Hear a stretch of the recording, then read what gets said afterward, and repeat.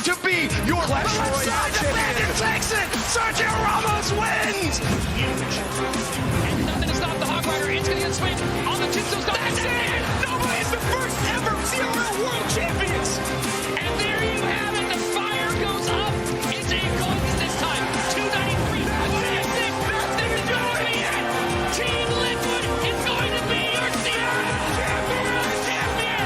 Team Liquid is done and surgical go. 117 HP remaining. EQ trying to make room. Team Queso completes the reverse sweep, and they are your 2020 Clash Royale League World Champion.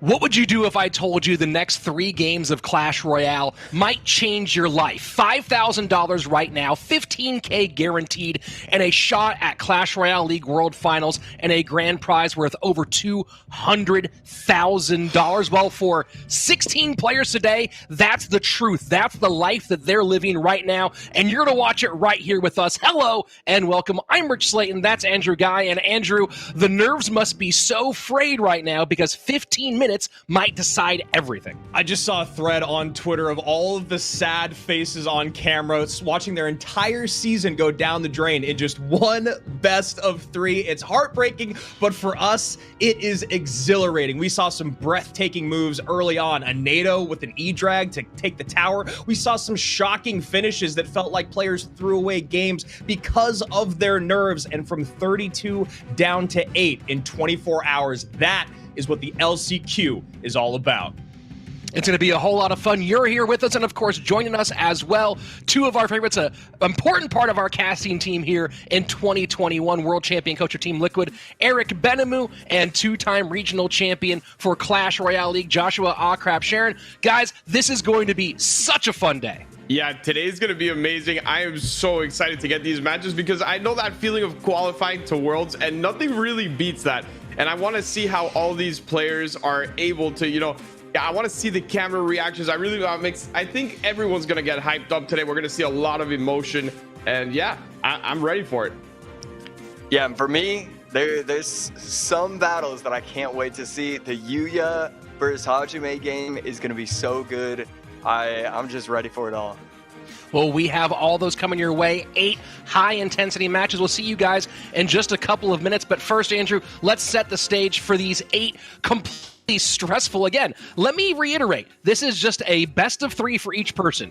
You could be 2 games and you're out, and your entire 2021 crumbles apart. Or 2 games and you walk away with $20,000 and a ticket to Worlds. That's right. Let's take a look at our format. Have you been enjoying the Archer Queen, the Golden Knight, the Skeleton King? How about level 14? Well, guess what? None of that is going on here today at the LCQ. These pros are playing the Clash that you have known and loved. It's going to be dual format. 32 players. It's actually going to be 16 players today, facing off in best of 3s using the dual format with no pre-submitted decks. And as Rich has just been saying, 8 players advance to the CRL 2021 World Finals. Only a quarter remain at the end of the day today from the beginning of yesterday, and these are some of the matches that we have.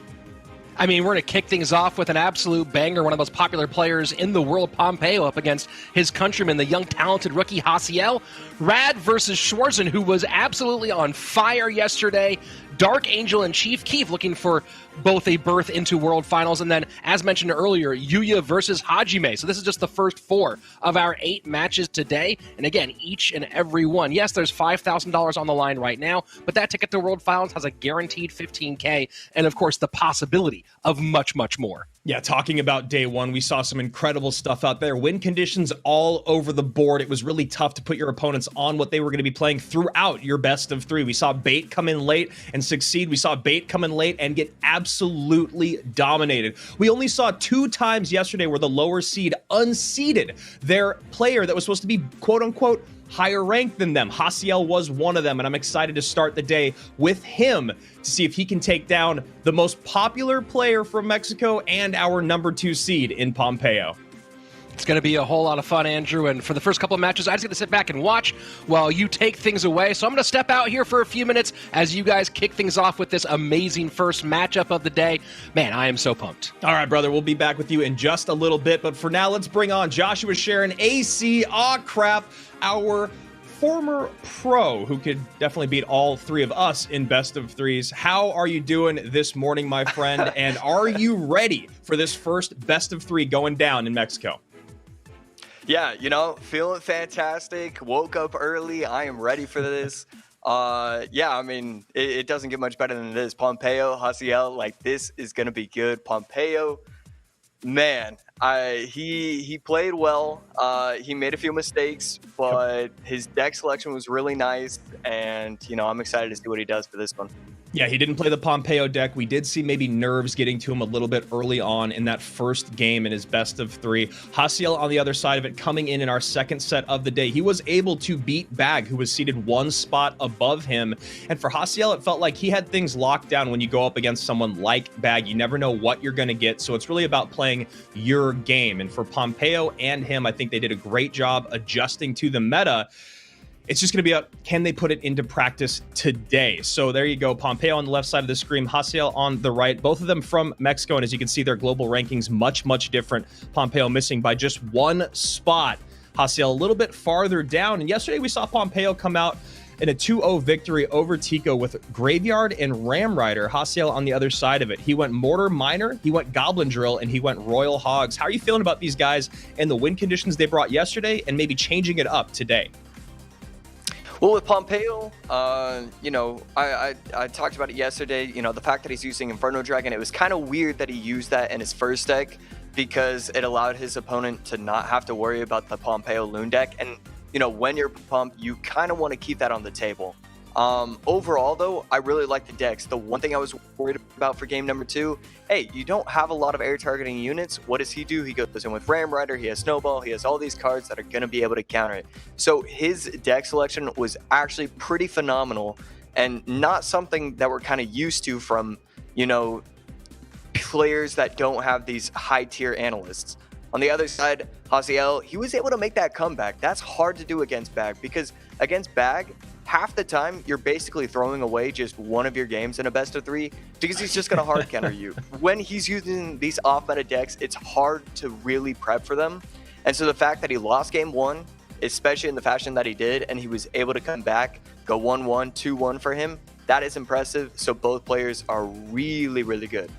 So before we hop into this match, we do have a match of the day just a little bit down the line between Dark Angel and Chief Keef. So hashtag Dark Angel, hashtag Chief Keef in the chat. Let us know who you think is going to take that match of the day. We'll get all your guys' results to show you the poll in just a little bit here, but make sure you get your votes in the chat. That's the only way that we can actually know who you guys think is going to win. And I've definitely been on the losing side of that many, many times before. Back to the first matchup here between Pompeo and Hasiel. You were talking about the Pompeo deck. It became very, very popular in the meta, obviously, before Champions came in. Champions are not here. Everything's going to be at Crown Tower 9. Do you think it's a good idea for him to come out with this deck? It's so strong. Everyone was playing it for a little bit there, and he is the best in the world with it. Is it too easy, like when we saw Betfus play Expo yesterday? Or do you think because it's day 2 now, maybe that's something that Pompeo should bring to the table? I think a lot of it comes down to preparation. You know, how many hours has Pompeo put in where he can feel confident with another deck? If he can feel confident with 3 decks, and none of them, well, at least the first 2 do not include any of his Ice Golem, his Zap Fireball, his Miner. If none of the first 2 decks include those cards, then I don't think he should be using it, at least until game 3, because he wants his opponent to really have to worry about that. So here we go. Game number 1 between Pompeo, bottom of your screen, Hasiel at the top. Hasiel already coming out with Minor Poison and Ewiz. Could it possibly be Minor Poison control? Pompeo on the bottom of your screen showing a little bit of Fireball bait. Well, really, it's just a flying machine at this point. Yeah, and Pompeo using the Miner, using the Gob Cage, so now his opponent really not going to have to worry about the Ice Golem Loon deck. And then going in with Lava. So it's not exactly Loon, but it is an air targeting, or it is like an air unit deck. And then the split guards, well, not splitting the guards, and that's going to be kind of a mistake, forces out the flying machine right there. Yeah, it's always tough there when you misplay that drop there. You can get a good trade there with the guards on top of the Dark Prince, but Pompeo staying on the offensive as that flying machine gets poisoned off of the board, and we'll see what Hasiel has to deal with the pups coming down. Maybe a delivery, and yes, it is. Yeah, that delivery is going to be so helpful. And so then we saw this yesterday. The Dark Prince for the pressure, the Mega Minion, Royal Delivery, Tesla. I mean, what is this deck really good against? It's really good against Lava. So if Pompeo is able to come out with a victory, he's got to be feeling great. But Hasiel, with one of the best deck choices available to him, going to be able to have a great matchup as long as he keeps up with the pressure with the Dark Prince. Yeah, keep that pressure up with the Dark Prince, keep cycling these miners on tower. Then once you get in double and triple, your poisons are going to be really, really impactful on the offensive side, dealing with all the pickups that might come in on the miner. Pompeo is going to be less likely to drop those guards, so we'll see how he wants to deal with this offensive push. And just gets there in time. He needs every interaction to go in that way. Like, he can't have any interaction fail him. Right there, Mega Minion to take out his flying machine, that's okay. He's just going to try and get a little bit of damage. I don't know if he should be trying to go opposite lane, if he needs to stack lavas. I don't know the answer in this scenario, and so that's why it's such a good deck, because when you're using lava and you're going against these kind of decks, it's kind of impossible to put everything together in the 3 minutes to 4 minutes of time that you actually have. That's why I like these minor decks with Tesla, Mega Man, and Royal Delivery, because it puts so much pressure on your opponent to try and figure something out. And there you can see that pressure making Pompeo spend an arm and a leg down low. Now that poison had come in from Hasiel, taking care of those skeleton dragons. Flying machine coming down in the back, no spell to deal with it. We'll see how Hasiel wants to get on top of that as a miner comes down the lane, and there is the delivery to clean up the pups. Flying machine still on the board. Pompeo behind by just a little bit. Now he goes hyper aggressive at the bridge. This could actually help him on the back end with setting up another lava push. Yeah, I really like this push as long as he's able to protect himself from the Dark Prince. He's giving up a lot of damage, but he's putting himself in a position to be able to win. If he can stack lavas, I like this cage as well. You kind of just, you need to overwhelm. And so at this point, now that we're trying to get to triple elixir, only 35 seconds away, he is in a position to be able to do that. We'll see if Hasiel is able to keep up the pressure as he has been doing, making it very difficult for Pompeo to orchestrate the offense that he needs to. And then even when he does get across the bridge with a miner, there's always something there to catch the miner, and there's always that delivery. Pompeo struggling right now to create offense as a miner goes to the back of the tower. Yes, it does. Same spot once again. Dark Prince is there, and a Royal Delivery up front. Only a minute remains here. Hasiel playing great in game number 1. Yeah, I kind of like what Pompeo is doing because he's not using the miner on top of the E-Wiz. Usually you want to be using it in that way, but in this case, in this matchup, if he uses it on top of the E-Wiz, he's going to be able to protect his own E-Wiz with the Royal Delivery on top of the pups plus the miner, and so that's why you see him tending to use the miner in the back, not giving a lot of value, but it's just so far we have not seen enough damage, and I just don't see that changing with 35 seconds left. Yeah, that was such a great defensive poison on Hasiel's side of the board, recognizing what he needed to deal with. And as you're talking about, Josh, just trying to get these miners out of play with anything other than the E-Wiz, or with the other than the guards there, because they're just gonna get poisoned off. So you see the guards getting dropped up high there as Sim City starts getting set up on the other side of the board. Hasiel looking like he's gonna take game number 1. An arm and a leg's distance away is Pompeo here, 700 HP behind. Yeah, you see the frustration on his face. There's really nothing he can do. He played a good game, but Hasiel with a phenomenal deck choice for game number 1 and played it well. You know, the Dark Prince for the pressure. He used, I mean, it's not difficult, but he used his Royal Delivery correctly. He didn't cycle it. And yeah, he just applied enough pressure, got a pretty easy victory for him. Great matchup in game number 1 for Hasiel. Doesn't go up against the Pompeo deck, but goes up against pieces of it here in this Lava Miner deck, and Pompeo kind of getting his number called by Hasiel, recognizing all the things that he would need to perfectly defend against this deck, all the pieces that you could possibly want. And then talking, Josh, through that matchup, during the actual match, you were kind of speculating, well, I don't know if he should change lanes, maybe he needs to do this. Now that it's kind of all said and done 5 minutes later, what do you think was the actual way? How would Aw Crap have played through this matchup? Or is it just one of those things where if your opponent doesn't make a mistake, you're not going to win? Yeah, I mean, personally, I feel like I would try and go opposite lane, maybe try and force out. I mean, you gotta do something, right? So maybe you go in with like minor guards, try and force out a royal delivery that way, and then if he uses the delivery, then you can go in with like lava, flying machine at the bridge, try and, you know, do something to the Tesla. But it's just so difficult. I don't really think he has any kind of shot. Especially when he plays it the way he did, because he never allowed himself to gain a lot of elixir, because every time he actually had something on the board, it was defensive poison, it was defensive royal delivery.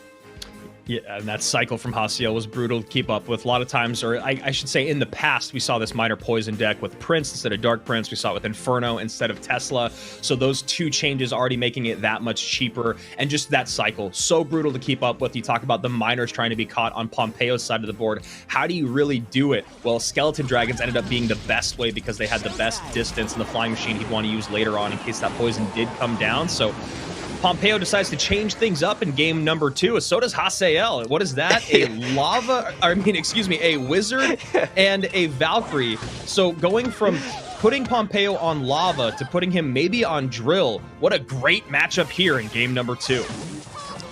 Yeah, I can't wait to see. Oh, so I want to know like the exact deck that he's using. I cannot believe that he chose to use wizard and bomb tower as well. Wow, what a deck choice. You have to assume the last cards are going to be like Log and Earthquake, but at this point it could be Freeze and Arrows. I don't want to like speak too soon. It's crazy when you talk about the matchup here. Even the E-Spirit and those Skellies are going to do work against wall breakers if they do come down opposite lane or even same lane. It's a great way to get right on top of them for a straight up even trade. So Pompeo finding himself in some tough matchups to start his day. And just remember, guys, this is a best of 3. Game number 2 goes to Hasiel. Pompeo will be eliminated, and we will see Hasiel at World Finals. Pompeo fighting for his life. Yeah, I really like this. He's going to be giving up a lot of damage on the left side. The problem with these kind of decks, and the reason why you don't see pros using these off-meta decks all that often, is because it does struggle when your opponent is just a very smart thinking player. When they're able to recognize, oh, you don't have that much elixir, oh, you don't have this in cycle, you don't have that in cycle, or even, hey, I know my opponent has a Falcon cycle, but he only has 5 elixir and I have 5 elixir, and then you can go drill in one lane, wall breakers in another. That's why you're able to get so much damage, even if the supposed matchup is in favor of Hasiel. And a perfect display of just exactly what AC was talking about there. We see the push in both lanes, drill one side, wall breakers the other. Dealt with pretty well by Hasiel, who's down in elixir even with that bandit on the board. Pompeo going to keep up the pressure here, and now an early cycle on this bomb tower as another drill comes in. Yeah, almost able to let the ghost escape the range of the bomb tower. Not going to work, and I don't see. I mean, these are just incredible deck choices from Hasiel. I mean, he can't do anything. He gives up earthquake damage every single time, and yes, he's going to be able to apply a lot of pressure, but so far his defense has been so strong that it doesn't really matter that he's giving up chunks, because if the game stays similar and it's 800 HP versus 800 HP with a minute or two, or a minute left in overtime, he's going to be able to do the damage quicker because he has that Hog, he has that Earthquake, and he has the quick cycle with Skellies and E-Spirit. So he's just in such a great spot right now. So far, Pompeo doing a great job of mixing and moving where that Tesla does come down. It's been hard for Hasiel to get on top of it as another wall breaker connection happens on that right-hand side. This high bomb tower just a little bit late to the draw. And we'll see what Hasiel wants to do as he cycles this Earthquake, just trying to extend that lead with 90 seconds remaining in what could be the end of Pompeo's 2020 run. Yeah, a decent amount of mistakes coming out from Hasael. It's just, it comes down to it's hard to use these kind of decks. It is so difficult to use it exactly correctly. And right here, we see Tower all the way down to 800 HP now after this log. He's in a good spot even with all these mistakes, and that's the reason why, you know, if you're able to pull out something crazy like this and you get tricky, oh my goodness, we see more wall breaks connect. Yeah, double wall breaker connection on that left-hand side as Hasael is getting a bit overwhelmed. Just this dual lane pressure from Pompeo has been relentless. And you talk about what he actually has in responses to the Goblin barrels. He has a lot of, or Goblin cages. He has a lot, wow, Goblin drills. I can do this. He has a lot of responses to get there, but he has to spend a ton on defending these hogs. And then it's trouble to keep up with that cycle in regards to ground units. After that, wow, and Pompeo lets it break on through. Tesla comes down late, and Pompeo has been eliminated. What a shocking turn there in those final moments. AC, what happened? Yeah, I mean, it comes down to he just cycled a Hog, Earthquake, Skellies, E-Spirit, Log, Hog, Earthquake. That's all you have to do when you're using this. Once it gets to 30 seconds left, 10 seconds left, overtime, triple elixir, you just go so fast your opponent can't keep up. He's always trying to defend with the Tesla or the Bandit plus Fire Spirit, and in that case, he defended with the Tesla. What does he have in cycle? He only has Bandit plus Fire Spirit. Okay, I have Hog, I have Earthquake, I'm getting 2 shots on tower.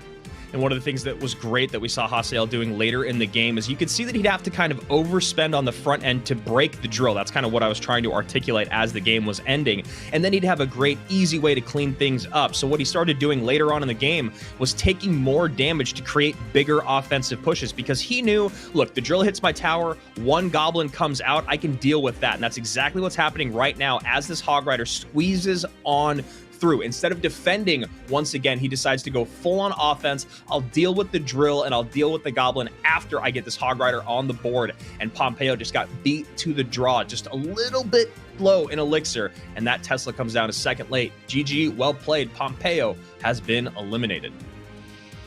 Yeah, I mean, what a battle between the two players. There's not really much to say besides deck choices. I mean, it was just one player was able to get the matchups. Both players played, you know, at least fairly well. And I mean, that's what it comes down to sometimes. You have to prepare for every single possible scenario. And it's clear that Hasael did. I mean, what's so impressive about this, too, is you're talking about a guy that's going up against a Pompeo that played Graveyard and Ram Rider yesterday, and he was still able to put him on Goblin Drill Lava Miner today, which was really, really impressive. I mean, I don't know if that's an analyst who deserves a bonus or if that's just knowing Pompeo through and through because you're a fan of him, but he gets 2-0'd here to start our Sunday off. That's right. We're going from 16 to 8 players, and we're already down to 15 with Pompeo being eliminated. A big shocker here early in the day, but Hasael has done it twice so far in his LCQ run, eliminating the higher seeded player. And guess what? He doesn't need to do it anymore. He is the first competitor to get their World Finals berth here, and we are only just beginning our day, AC. Yeah, oh my goodness, it's got to feel so good to be the first one to qualify onto the top 24. It just doesn't get better than that. Everybody screaming your name. You just made $15,000 guaranteed for the next round, as well as the 5. I mean, it is insane. I'm so happy for him. And, you know, it's your thoughts on the analyst, like, he deserves some praise as well. Yeah, some incredible matchups that he found himself in here. Let's take a look at those decks to talk about those matchups. Then we'll do a bracket check-in to let you guys know what we're going to be doing next. And actually, it sounds like we're just going to get into the action. It's going to be Rad versus Schwarzen. And yesterday, Schwarzen had one of the best moves. I was talking about it a little bit in our intro. That NATO with the E-Drag to take the Princess Tower down. It was a great heads-up play that he had over Benzer Rydell, who you know, Eric and I believe it was Eric and I both decided that was going to be the person that was going to take the set. Schwarzen proved us both wrong. And no surprise there. He's done so much great work in 2021, but now he's going up against a CRL vet in Rad in this next best of 3. And I'm excited to see what we have going down. Josh, what are your thoughts on this matchup and what you saw out of these two competitors yesterday? Well, I mean, I was thoroughly impressed by Rad. I mean, he went against Betfoss, and then he was able to win with the RG Lightning deck against Expo.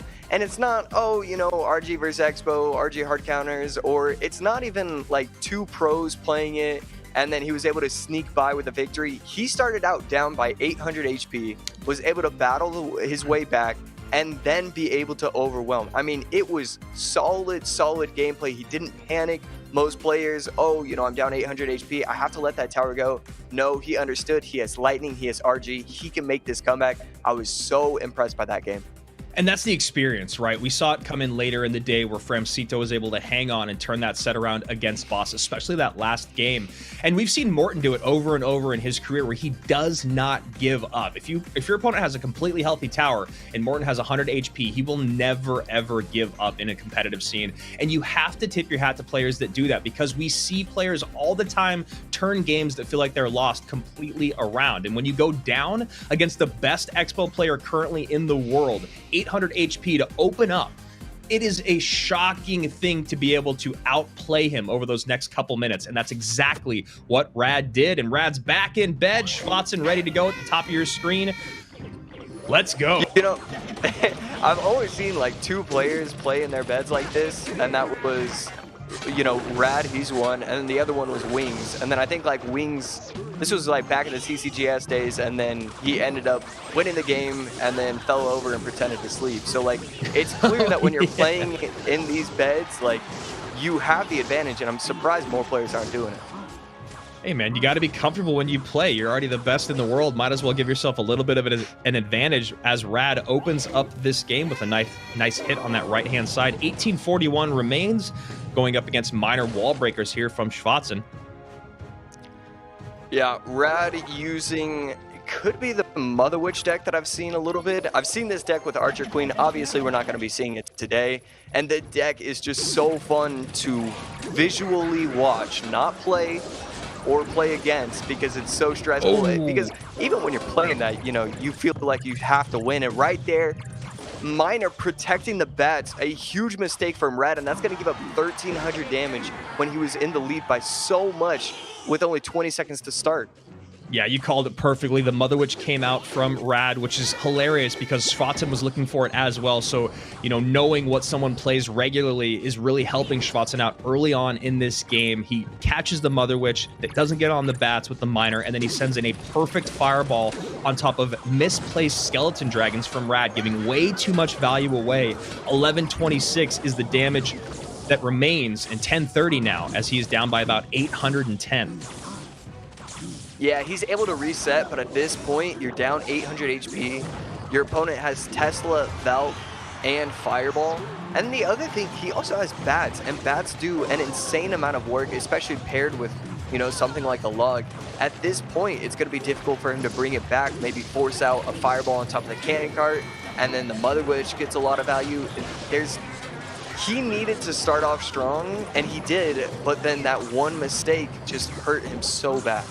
Yeah, and it was a mistake that kind of compiled instantly when you talk about the fact that to deal with it or to kind of make up for that mistake, so those Skeleton Dragons were dropped right on top of that Mother Witch, just giving way too much value to the Fireball. And something that we've seen today so far is a changeup of win conditions all the way across the board. You know, Schwatzen yesterday started with Minor Mortar, then he went to Graveyard, then he went to Loon. Today we're seeing something different already in Minor Wall Breakers, and the same thing out of Rad. Wow, look at that. Brawler on the tower, damage being done, 880 remains as somehow Rad takes the lead again, kind of repeating what he did yesterday. Yeah, I have no idea how Schwatzen just misses the kite. It's as simple as that, and that's going to be so much damage given up because of that. And then hopefully he can protect his Cannon Cart as well. Doesn't look like that's going to be the full case right there, and then he might be able to reset, goes in with a Royal Hogs. I mean, that is just so much damage to be giving up, and it's so easy to protect yourself from that. All you have to do is kite correctly. Maybe the nerves getting to Schwatzen a little bit here, and maybe even the nerves to Rad as he misplaces that Mother Witch just by a tile or just comes down a second early, doesn't get that hit. And now we see a Log trying to create some space, and the Mother Witch does get on tower. Another great heads-up play by Rad, and that veteran experience is really showing through right now, AC. Yeah, no kidding. And then forces out the fireball on offense. That fireball, even though it's getting a little bit of damage on the cannon cart, not going to save the fireball for the Royal Hogs. And it's going to allow his opponent to say, oh, you want a fireball? All fireball. And then you don't have that elixir advantage from wasting the fireball on offense. Rad is now in a perfect position. Just has to get a little bit more damage. The log, plus the fireball, plus another log, and he's got the game wrapped up.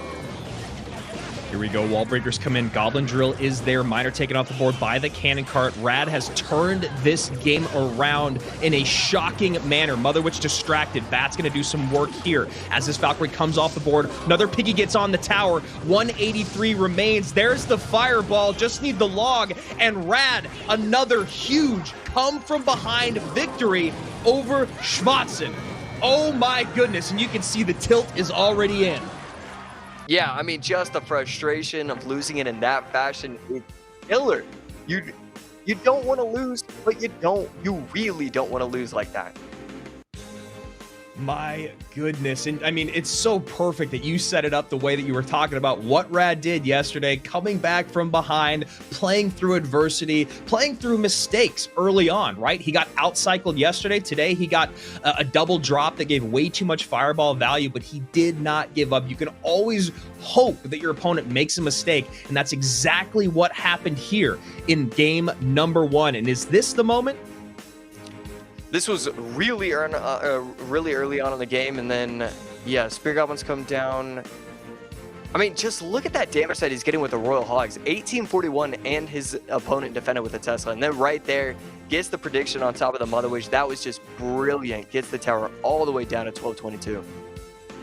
And then you saw there the fist pump out of Schwatzen and the head tilt from Rad. There's the miskite that you were talking about. Wall breakers come down late. Brawler on the tower doing work. The single target DPS that the Brawler does is so obliterating. And you saw it right there on the tower. Just brings Rad right back into the game. And then just great Mother Witch work throughout. That's the thing about that Mother Witch, man. She is a true win condition. She can turn games on a dime. And the pressure that she can create at the bridge was insane in this game. There you go. Fireball comes in as the last card. Schwatzen knows it's over, and he cannot believe what just happened.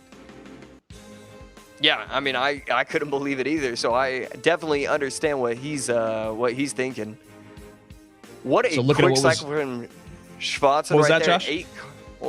Josh? Just the 8 elixir cycle for Schwatzen, and it felt like, you know, he really didn't have an answer a lot of the time. Even though he had that cycle, he had the fireball for the Mother Witch, for the Skeleton Dragons, but when you're placing those and the Royal Hogs and the Cannon Cart, it just puts him in such a weird spot. Yeah, and you know, as that game was kind of closing out, we kept seeing that high pressure at the bridge with the Skeleton Dragons and the Mother Witch, right? You're going to deal with the splash damage from the Skelly Drags. They're going to add a little bit of support to the Mother Witch, get some more piggies on the tower, which is all that Rad needed. Just a little bit of damage so that he could spell cycle his way out. And that pressure up high makes it so the fireball has to come out. Then it's not available for those Royal Hogs. We see a snowball early on and a cage. Rad not loving what he's seeing matchup-wise. Yeah, you have to assume if you're seeing Snowball plus Cage, it's probably going to be like a Mega Minions Archers or, you know, some type of graveyard deck. But now that he cycles the Mother Witch, he could be looking at P.E.K.K.A. or Mega Knight, and then that would give him a much better shot of having the matchup. So Rad piling up at the bridge here, trying to take care of that Brawler. He sends in a Miner plus some arrows to get on top of the tower. Yeah, a lot of value with that Miner arrows right there, and I just don't understand why players continue to go to Lava when it's just shown very little to no success at all throughout these games. Yeah, Lava has been tough for how strong it is currently in the meta, or I should say was in the meta, Lava Miner Guards. It does seem to be struggling a bit here in the competitive scene, at least at the LCQ. Yeah, you have to wonder if it's because of the deck or the dual format. You know, there's just so many decks that you have to like perfectly craft where it does well against any kind of matchup. And then those kind of decks always have, you know, Mega Minion, Quick Cycle, Hunter, and then those are the kind of decks that are going to do really well against Lava consistently.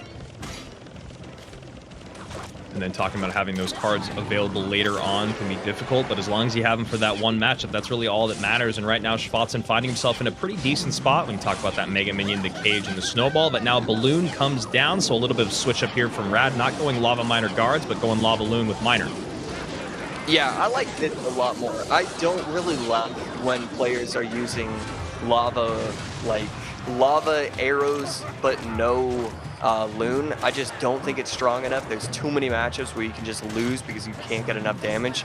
The fact that he's using Loon right now makes me feel really good for the lava player, because if he defends correctly, kind of overwhelms, it's clear that Schwarzen doesn't really have an answer. He doesn't have a big spell in his deck, which is a strange thing to do when you're using Graveyard. So Graveyard does come down. Nice block at the bridge there with those guards, but still damage does come in. This E-Dragon trying to play cleanup. 1656 to 1792 was the lava pops on the other side of the board.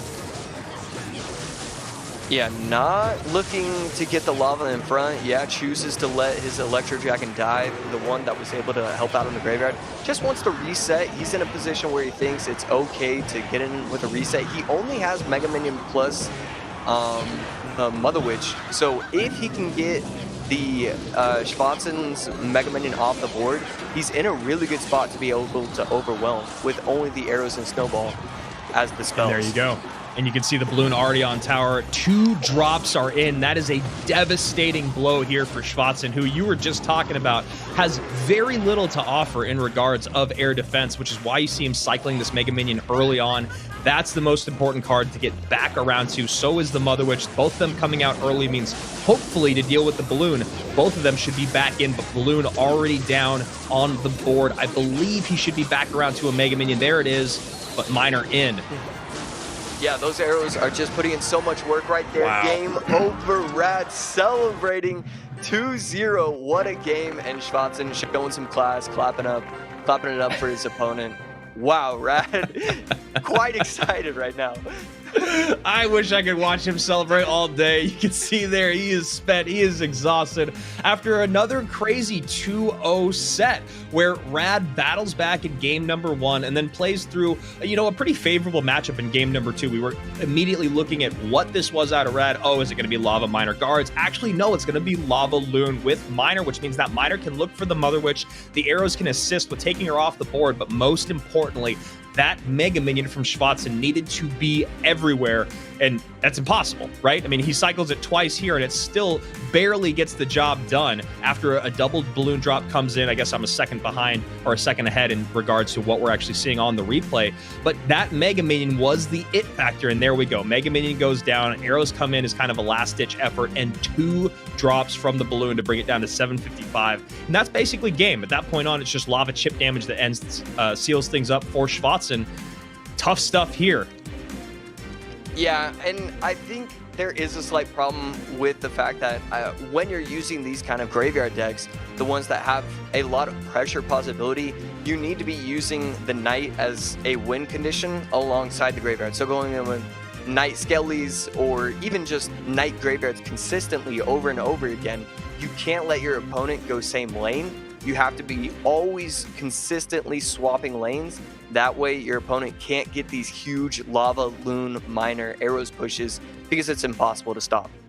And that's a great thing that you point out, right? Because we saw Schwarzen do that early on. He takes the big hit on the right-hand side to start the game off, and then he immediately goes and switches to the left-hand side with an aggressive graveyard. Rad does a good job cleaning that up. He does take several hundred damage, but then the rest of that entire game took place on the left-hand side of the board. Schwarzen not able to change things up again. Let's take a look at game number 1, and AC, let's talk through this matchup and the come-from-behind victory from Rad.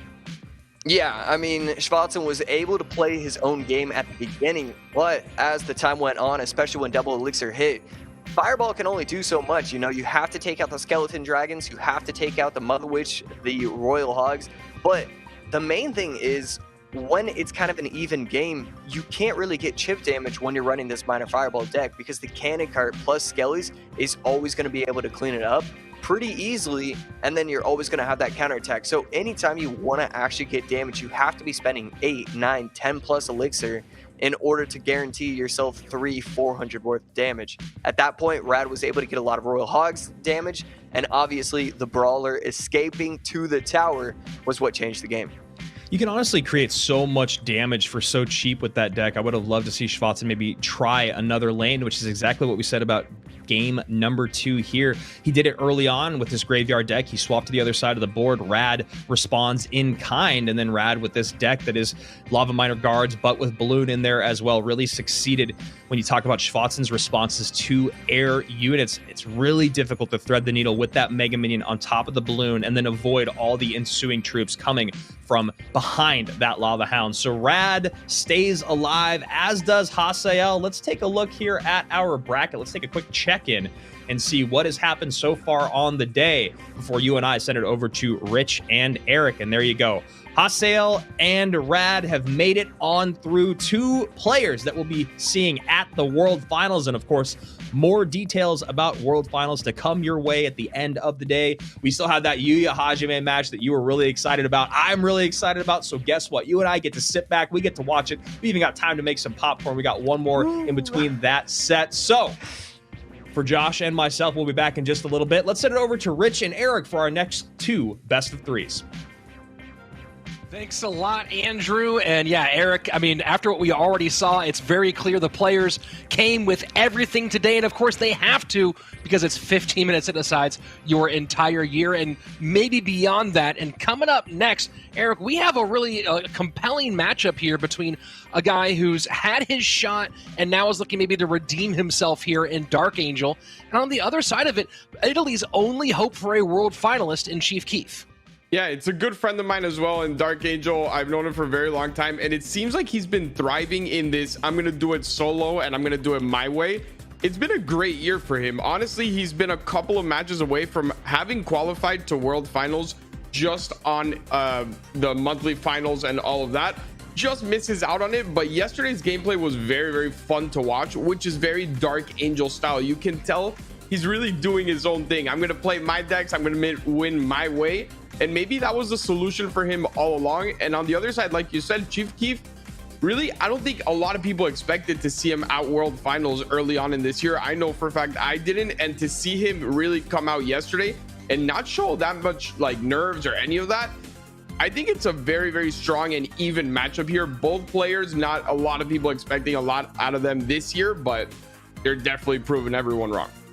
Well, I don't know if you have a pick here between these two. I'm going to lean on Dark Angel here a little bit. The unpredictability seems like a difficult factor, especially in a best of 3 here like this one. We just saw Hasael go more unpredictable. I think that's the name of the game. And to reiterate your point, it feels like Dark Angel is totally dialed in right now. He sure is, and that is my pick as well. My heart tells me Dark Angel. I can't go against it, but it's definitely an advantage, and I think the duels format helped people out that like to play the off meta decks, because you're not in this little corner of, okay, I already used this meta deck, now which meta deck do I have? He can really run anything. He has giant decks with Prince, he has weird lava decks. He can do anything and surprise you, and like you said, Hasael did that to Pompeo and caught him off guard. And 90% of you agree as well. Dark Angel going to be the pick today from those of you voting in the chat. So we'll see if he can live up to what the chat is saying. That's a big task here for Keef. This is one of the hard things for matchup against a guy like Dark Angel. How do you prepare for that? If you're in Chief Keef's corner, how are you getting him ready for this matchup? I think you go at him with something off meta as well. A lot of Dark Angel's off meta decks work very well against the meta, but they're not really built for anything else. So I think if you run what he's expecting, then you put yourself in a bad position. But if you can kind of catch him off guard as well, you might be able to get the edge on him. I'm curious to see what Keef runs here, just in the sense that sometimes when we see archers and arrows, we get some fast graveyard decks, and that is a very aggressive lightning out of Dark to start the day off. Yeah, gotta put him down by about 2.5 elixir, but also does give a nice damage lead, and of course keeping that cannon cart in the back. So this, with lightning, what other than Royal Giant is running lightning right now? I have no idea, but with Dark, it's the same theory I have with Bag. Don't question it, just watch it, right? Like, there is no way to actually know what they have, because any type of guess that you can make will probably be wrong. These are two players that just use so many different things. Obviously, now with the Fisherman coming out, we can almost expect that RG, and there it is. And a lot of damage in both lanes, too. Look at this. The Piggies on the right-hand side getting converted and going so hard, and Chief Keef is just getting shredded on the left-hand side. Yeah, that's basically tower there, especially with this being a lightning deck. He has lightning and log. So now Dark Angel doesn't really have to worry about that. Obviously, he did get away with it a little bit on the defense because of a mistake on Chief Keef's part. You can never graveyard, especially if you knew that this could be an RG deck and we knew it. You have to think that there might be a Mother Witch there. You cannot graveyard without that fireball ready to go, without enough elixir for it, and he was caught off, which gave Dark a very, very easy defense, not having to overspend on elixir. And then a double lane counter push is never easy to deal with. So holding up here on the right-hand side, 53 seconds left. And we're going to talk about that lightning log combination during the break between games, Eric, because I don't know about you, but that does raise some concerns for deck building as we get into games 2, potentially game 3. Royal goes to the left-hand side, picked up by the cannon cart. Nice, easy kite here. What does Keef have to do to try to survive, or is there just no chance? In my opinion, the only thing he can do to survive here is a mistake from Dark Angel. There is no way he should lose this game, but at the same time, we've seen nerves get to people in these situations. Unfortunately for him, he's playing against someone that is, in my opinion, unaffected by nerves. I've played him in really, really big matches, and he's out there laughing, having a good time. You've seen him in the studio as well. It just seems like he doesn't really care about the occasion. He just wants to play the game. This time around, graveyard in. That's a good. Oh no, the fireball tries to predict the Mother Witch to the back rather than the front. And that's a great variation there from Dark Angel. Yeah. It was a good situation for him overall, but he goes with a juke on the Mother Witch defense, and Chief Keef completely falls for it. Dark Angel now 1 game away from World Finals. I can't believe you just said that. I can't believe we're sitting here and Dark Angel is 1 game away after. I mean, this is what's beautiful about this CRL, right? He got dropped from his team, then never got picked up for CRL in teams again. Everyone kind of counted him out. He's been working in the shadows while a lot of the big names, you know, get a lot of recognition. And now he's sitting here with a lot of those names that were in CRL didn't make it to Worlds. And all he has to do is win 1 more. And on his own, he did it. And he did this one in absolute style. The early aggressive lightning, we've seen aggressive play from Dark Angel throughout this year, not just this tournament, throughout this year entirely. But he just had Chief Keef's number from top to bottom. Great deck selection here. And then this dual lane pressure, you can see Keef has no answer here, has to wait on that Inferno Dragon, and that thing gets down way too late here. Maybe 1 moment where Keef could have got it back, but again, I think we're going to go to that final moment, and here it is. Check this out. Mother Witch normally goes behind King Tower. Keef tries to predict it with the fireball to the back, but the Mother Witch went to the front of the King Tower, and there you go. GG, well played. Dark Angel now in a great spot. He's definitely in a very, very good spot, but we've seen a lot of comebacks here. He needs to stay calm, not get ahead of himself. Today's the day that I guess everyone's been 2-0ing, so it has to feel good to be the guy up 1-0, but at the same time, you cannot get overly confident right now. Yes, it was a great matchup. Yes, you played it well. A little bit of mistakes out of Chief Keef, but it's still a best of 3. The person that starts, you know, getting ahead of himself, oh, I already qualified, usually ends up losing the set. I know Dark is more experienced than that, and I don't think he'll do it, but it's still very important. So here's my concern that I was bringing up beforehand. Lightning Log, typically Bar Barrel goes with the Royal Giant because you're worried about winning the bridge fight with the Royal Giant getting on tower. Does that create any concerns for you from a deck construction standpoint, having played Log in such a let's call it an unorthodox fashion? If you ask me this question any time in today's bracket except for Dark Angel, I would say yes. But I feel like he always has a plan, and it might not always be an obvious plan, but I think all premeditated. He knows exactly what he's going to do with them. So I'm not really concerned for him. If it was other people playing a little bit more meta decks, I think it would have been a bad decision here. But so far, so good, and Inferno Dragon locks onto tower as well. Yeah, forcing out that extra Mega Minion expenditure by Chief Keef, who's going to double down with a very nice miner going to the inside, and it will get the archers down fairly low. And a pickup here from Dark Angel, who, a little reaction there, maybe knows he had to overspend. Yeah, he made a mistake there on the snowball. He tried to get the miner and the Mega Minion and to spread it out as much as possible. He ended up missing that Mega Minion pushback, and that caused him to overspend there. So that little lead that he had because of his great play early on that caused the Mega Minion overspend, he just gave it back, and I think we're back to even square one. Now it's time to outplay again for one of these two players. What I want to see out of Chief Keef is aggressive play, though. You cannot sit back when you're down 0-1 and allow him to gain more confidence as the game goes on. Now, we've seen variations of Chief Keef's deck with Tesla as opposed to the Mortar. Does this feel like a more aggressive attempt at both creating offense while still hedging against the possibility of Lava Hound with that Poison Musk and everything? I love this deck out of Chief Keef. Obviously, if he is able to play it to the best ability of a Mortar, right? When you play this type of deck, you need to know exactly when those Mortars have to go defensive, offensive. You need to be very, very smart with your cycles as well. If you can catch him off the cycle one time, that Mortar can connect 2 or 3 times easily while forcing out extra elixirs. So if he plays this well, I think he's in a very good spot. Dark Angel calling the GG here early with just 30 seconds left in the regulation period. Mortar sets up inside. Cannon Cart will go and get right on that immediately. So Dark Angel maybe in a spot to begin some good counter push pressure as we get closer to sudden death. Yeah, and that was a risky play out of Chief Keef there, not having a poison defensively. Obviously still defends very well, but has to spend more than he would have if he just used that poison. I want to see how Dark Angel can react here, because that cage is going to go down really, really quickly. The Valk is pushed back, which means that might get onto tower. No, it retargets onto the Goblin just in time. That could have been really dangerous. Hanging on right now at 1334 is Dark Angel. Chief Keef with a significant lead here, about 700 HP on this right-hand side, as he is stacking at the bridge, just putting pressure upon pressure. Yeah, that's what I was talking about. You need to be aggressive, especially with this type of matchup. If you just sit back and you allow him to take control with the graveyards, he's going to overwhelm you eventually. This Mortar should get a hit off the tower as well, and there it is. I think we're going to our first game 3. If I'm not, I don't want to cast or curse it, you know, I don't want to be that guy, but this should be a pretty easy call on game 3.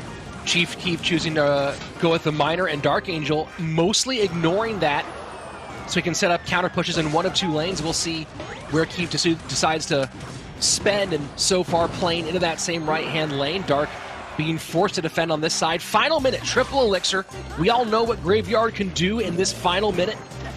We'll see if it can actually happen here against Poison Valk. Yeah, I just don't think he has enough time and enough HP on his tower, to be honest.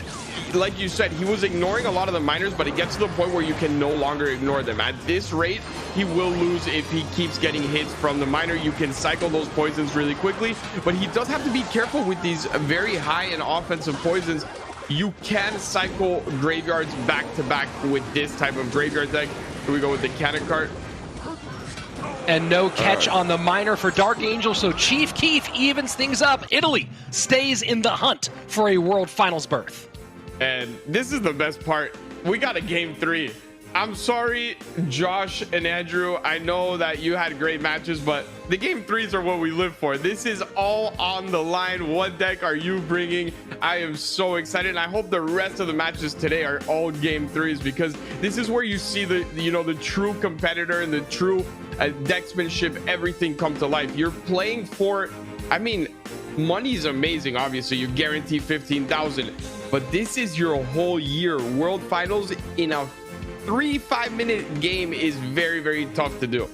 Yeah, this is a best of 1 now that we've come down to. $5,000, the official prize pool for the winner for this event, and then of course $15,000 for qualifying for World Finals, plus a shot at being a world champion, a shot at a whole lot more money. We'll talk about that prize pool later today, so the stress must be high. And it was all Dark Angel in game number 1. Chief Keef, though, really, really great. And again, I'm wondering if he was looking at Lava. Lava Hound is 5 and 6, I believe, over the course of this weekend.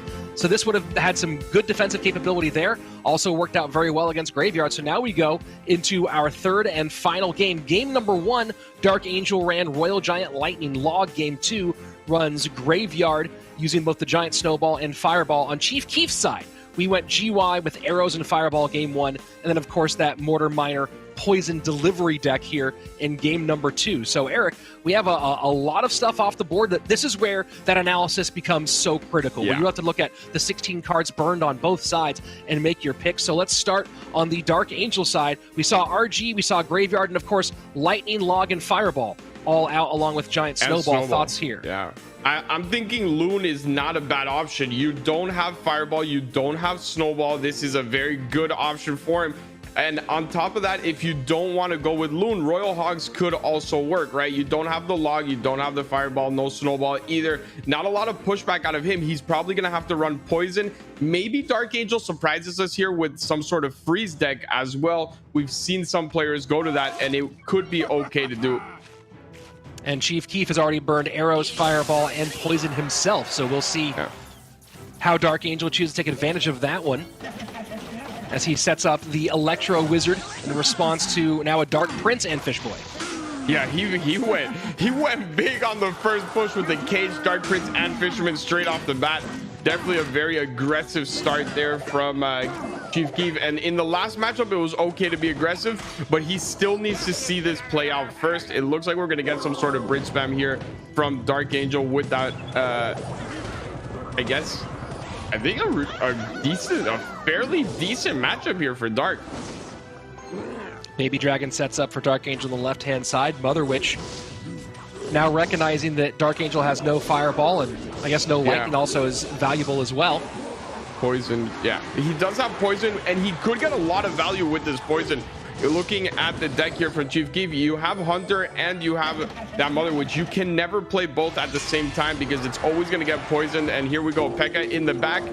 I really like this deck choice out of Dark Angel. When it comes to poison decks, these have to be the strongest right now, in my opinion.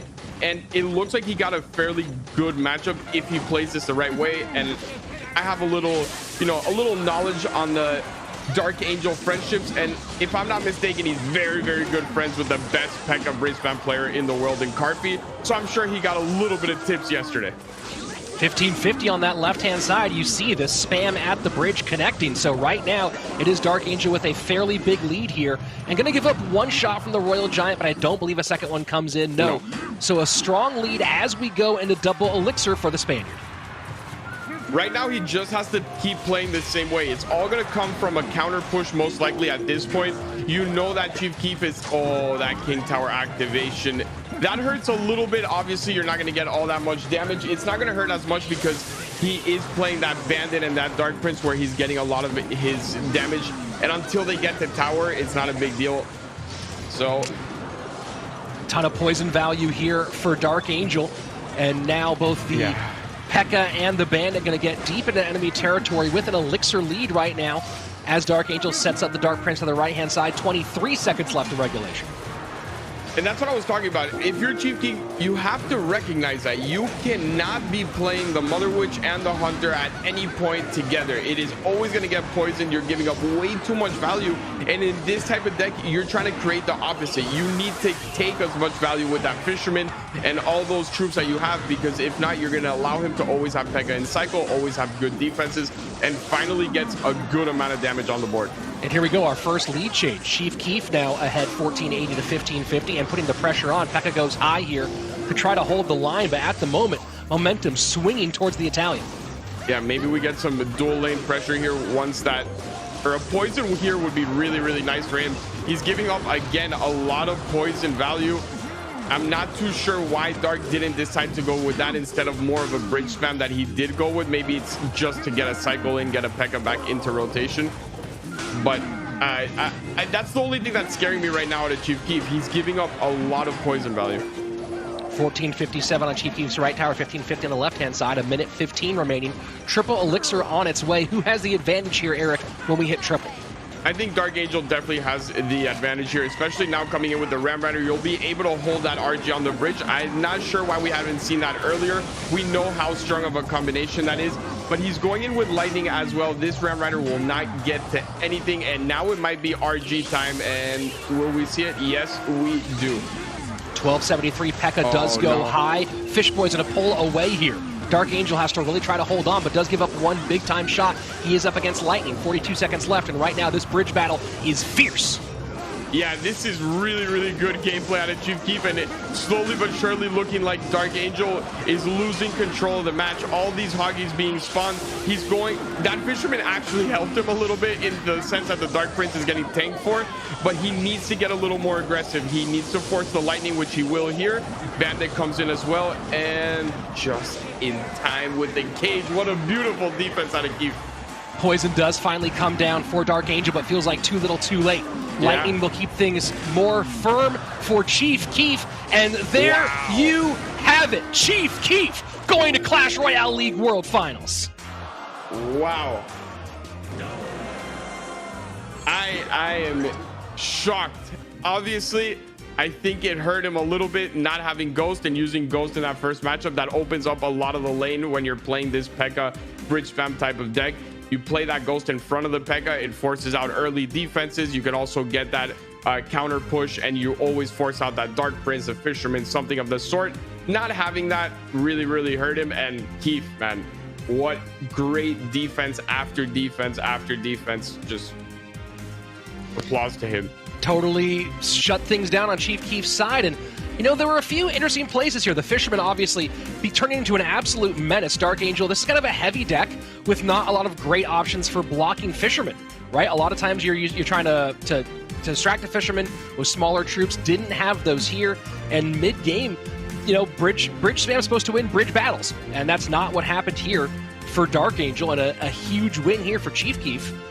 And man, you know, you go from being a player who has very, very little true Clash Royale League experience, a guy who's been on the outside, played in ESL, played in some small cups here and there, mostly played in no tilt. No tilt is probably the biggest thing he's been in as a competitive player, and now you find yourself on the biggest stage in the world.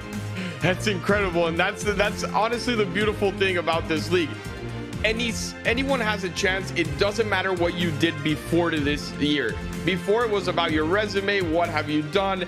Let me see if you're already experienced. Are you what I'm looking for in my team? Right now, it doesn't matter. It's just your skill, your analysis, whatever coaches you want to bring on, and that is it. And Chief Keef is heading to World Finals. Let that sink in. If I told you that early on in this year, you wouldn't believe me. I wouldn't believe myself, but he is heading there. So here we go back to game number one, and this was an interesting Royal Giant deck, right? You know, Royal Giant lately is starting to go back a little bit towards Lightning play, but Lightning logged together with the Royal Ghost here as well. So, you know, a lot of pieces. This is not the most meta version of Royal Giant right now.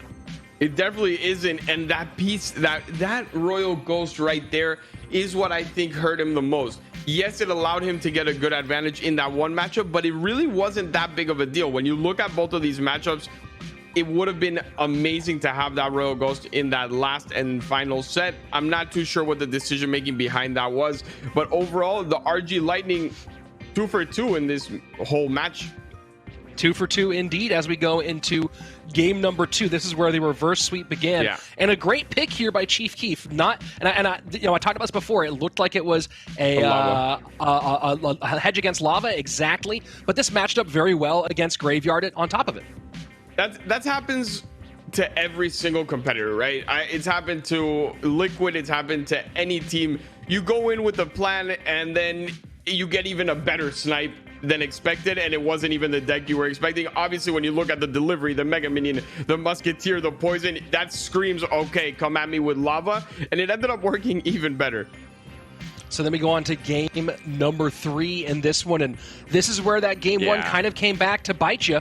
Had to play the Dark Prince rather than the Ghost. That slows down your cycle significantly.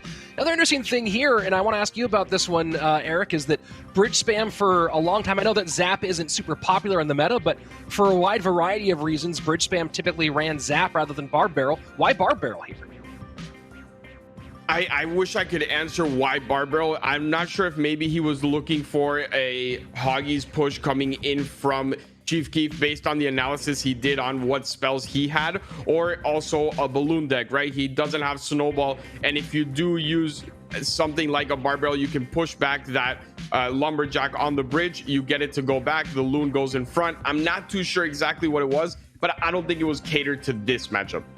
So here we go. Chief Keef moving on to a spot at Clash Royale League World Finals. Of course, we'll make more announcements on that later today, so you can find out all about when and how to watch CRL and what it'll look like. But that's it for Dark Angel. Chief Keef moving on. And now coming up, one of the best matches of the day, Eric. One that I know all four of us in the casting booth are excited about.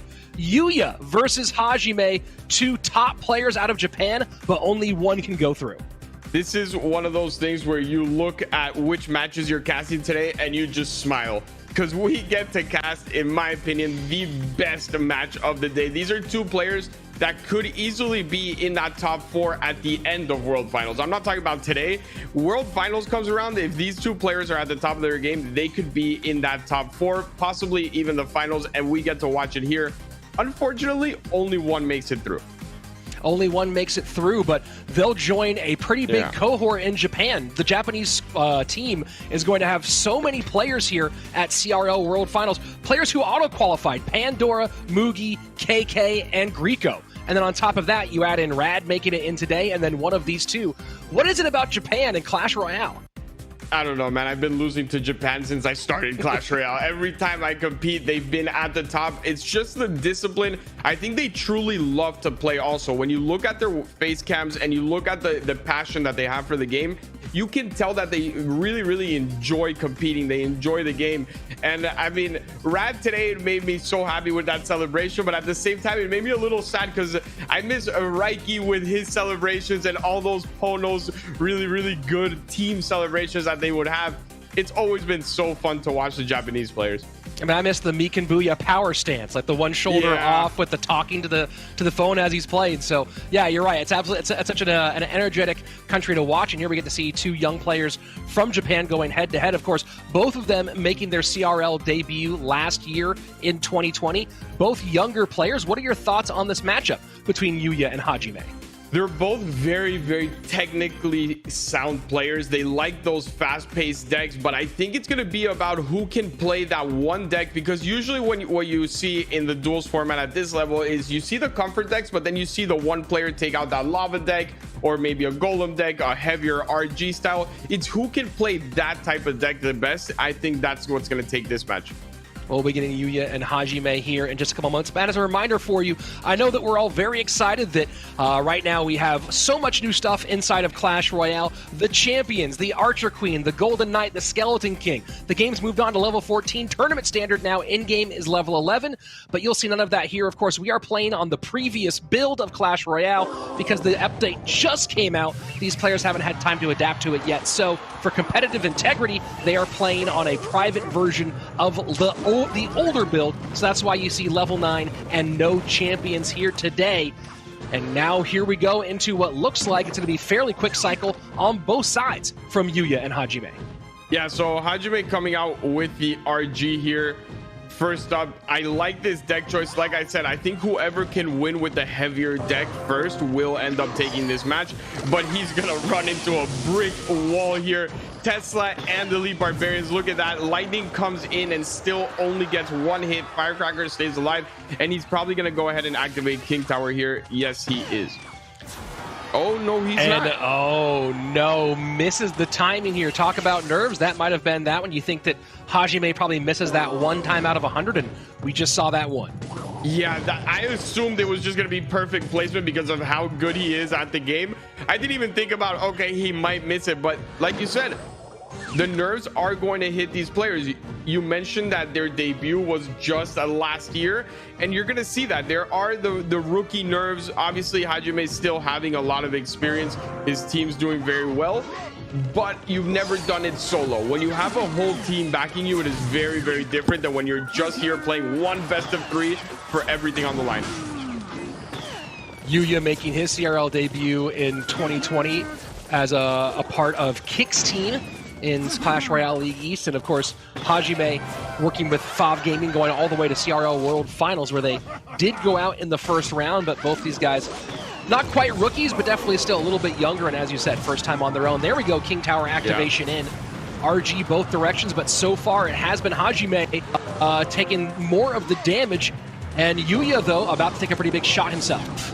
Yeah, he's going to take a big shot here, but overall still in a good position. That Elite Barbarian does get fished, but it also takes out the Fisherman. So not too much of a problem for him. Maybe just going to go ahead and Firecracker Electro Spirit instead.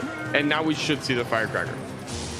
Dark Prince cycled in the back, and that's a very aggressive lightning out of Hajime. I mean, look, he did have an elixir advantage, so decides to go ahead and get damage and get Firecracker off the board here, sets up Mother Witch, and now it's the EQ cycle opposite direction. Final 20 seconds, regulation time. Yuya in the lead, 12:38 to 10:23. Here we go. It's about to be an earthquake fest, if I'm not mistaken, here from Yuya. It's going to be all about that rotation, getting that cycle as quickly as you can. But he does have to be careful. This push is really, really strong, and we do know he has lightning if those Elite Barbarians come down anywhere near that Tesla. Second Tesla down, but now second Royal Giant down. Dual lane pressure coming out from Hajime, but Yuya so far up to the task. E-Barb's high right now to work on the Mother Witch and the second RG. Beautiful placement. One shot comes in. Yeah, that was gorgeous. That was just that placement on the Tesla, and then the Elite Barbarians were just out of range from the lightning. That was such a heads-up play out of Yuya, and that's why we really want to cast these matches. You can see the ability these players have to make plays. He had a Dark Prince, Fisherman, RG, Mother Witch, and then on the other lane, RG, Mother Witch, and he defends it with no damage on either of his towers. And you saw there at the end, the Fisherman just kind of going off on one of its walks to nowhere. And it was just a little bit of perfection on the side of Yuya and just a couple of small errors. And you have to wonder, even though a King Tower activation almost not impactful whatsoever in a Royal Giant versus Royal Giant match, you have to wonder what missing that early King Tower activation for Hajime did for his nerves. I think it was more mental than what it affected the game. You're completely right. It's not about the fact that he lost because that King Tower wasn't activated, especially with the deck difference, right? It was more important for Yuya to activate it in the sense that if that Fisherman, that Dark Prince or anything gets on your tower, then it could be a lot of help to get that extra damage in. But there was none of that in Yuya's deck offensively. So I think it was just a matter of Hajime really struggling mentally after that miss than anything else. So game number one going to Yuya in the Royal Giant versus Royal Giant match. The big key difference here, besides the win for Yuya, Log and EQ out for Yuya, whereas Hajime did take Log and Lightning. So that does preserve Earthquake as an option potentially. So we haven't seen much in the way of Hog EQ today. And for these young fast cycle players, that might be a direction Hajime chooses to lean. I'm curious to also see if we're going to see any bait. These are two very, very talented players.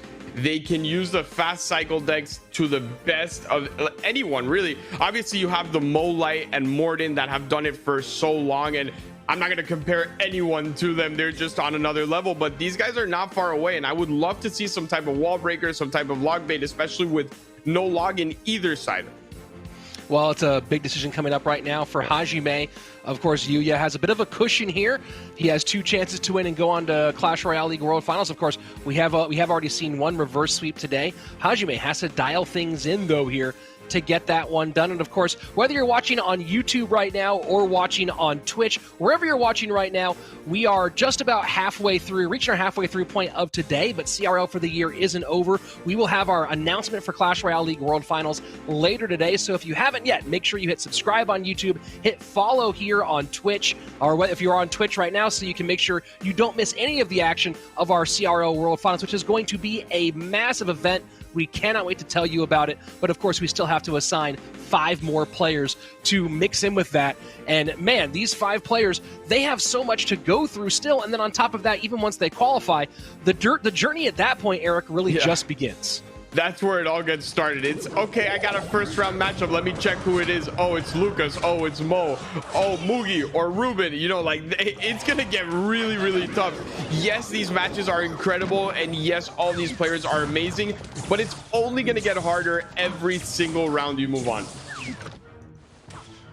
Mother Witch down for Yuya here in game number 2. Hajime is going quick cycle with the wall breakers. Yeah, and that's what I wanted to see. Either the log bait or the wall breakers. I think that's what you have to go to. There's no log and you're so talented with it. But at the same time, like you mentioned earlier, it is a riskier play. It is a riskier type of deck, especially being down 1-0. We saw what happened today when the players got the bad matchups with this type of deck, with the drill decks, with the wall breakers decks. It is very, very tough to come back. King Tower activation does get in, and Hajime back to Tesla here, so able to hold on here at the moment, and Yuya certainly not happy about that sequence.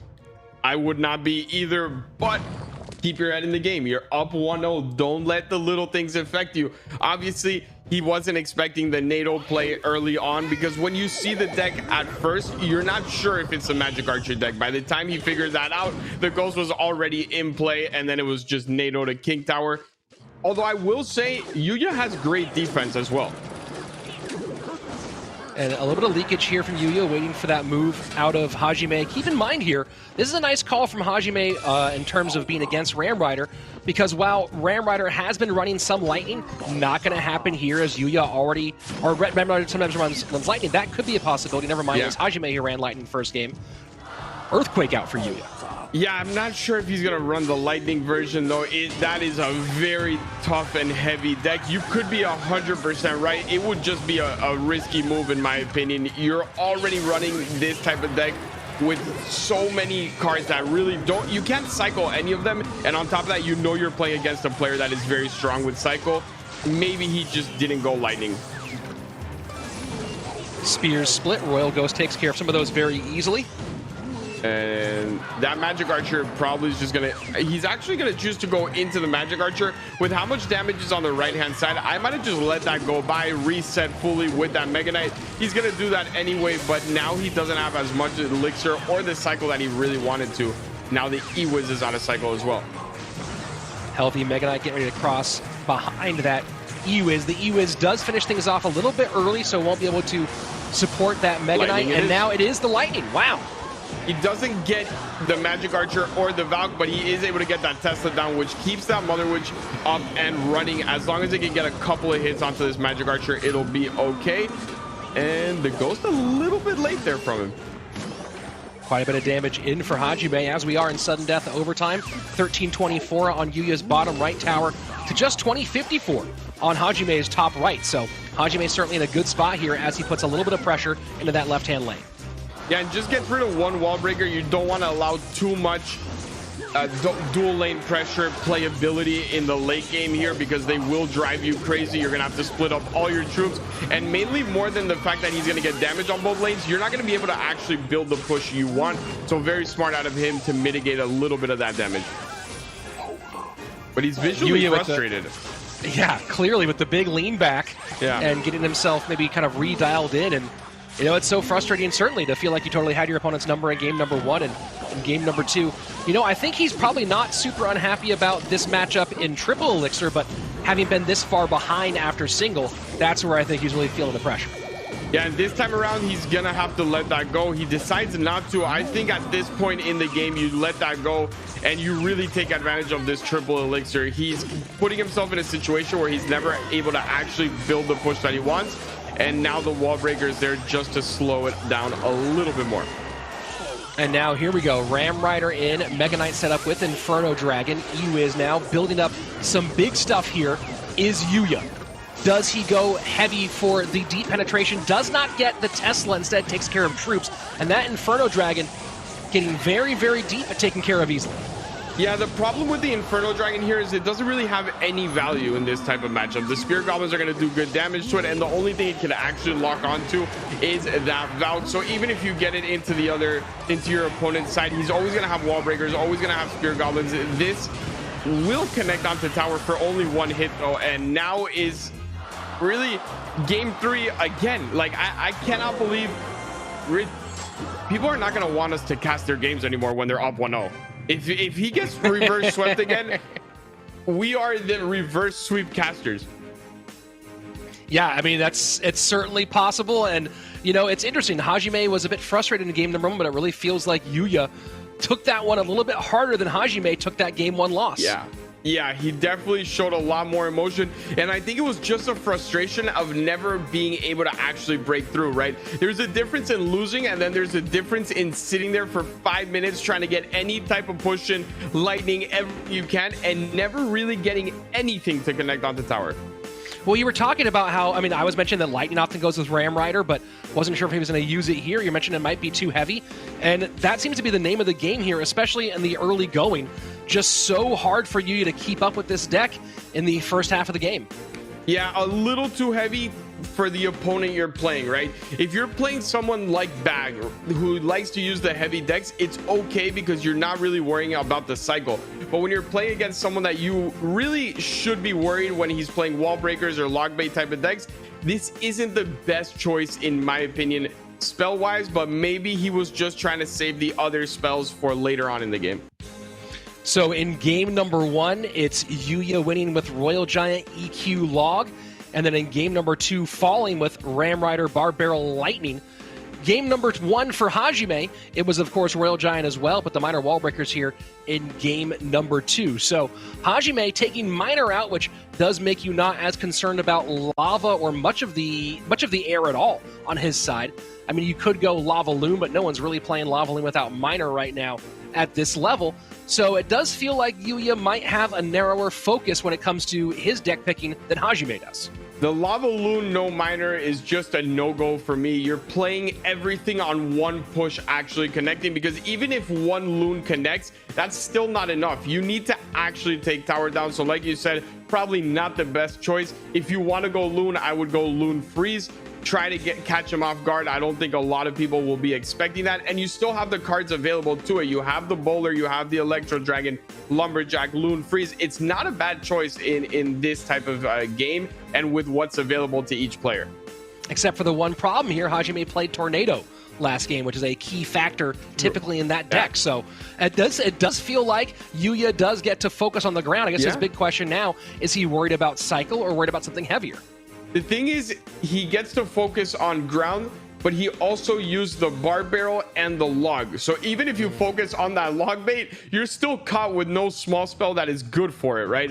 If Hajime identifies that, he could be going with that, but it looks like we're going Hog EQ. Does he still have EQ available? Hajime does have the Earthquake. He played Lightning, Log, Fireball, and Tornado.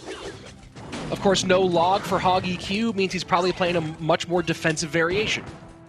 Yeah, this is definitely going to be a weird way to play Hog EQ for sure. He has to be going either with that Snowball or that, I guess, Bar Barrel. I'm not too sure how you play without the log, but we're about to find out. So pigs go right into a bomb tower. So pretty heavy variation of Hog right now.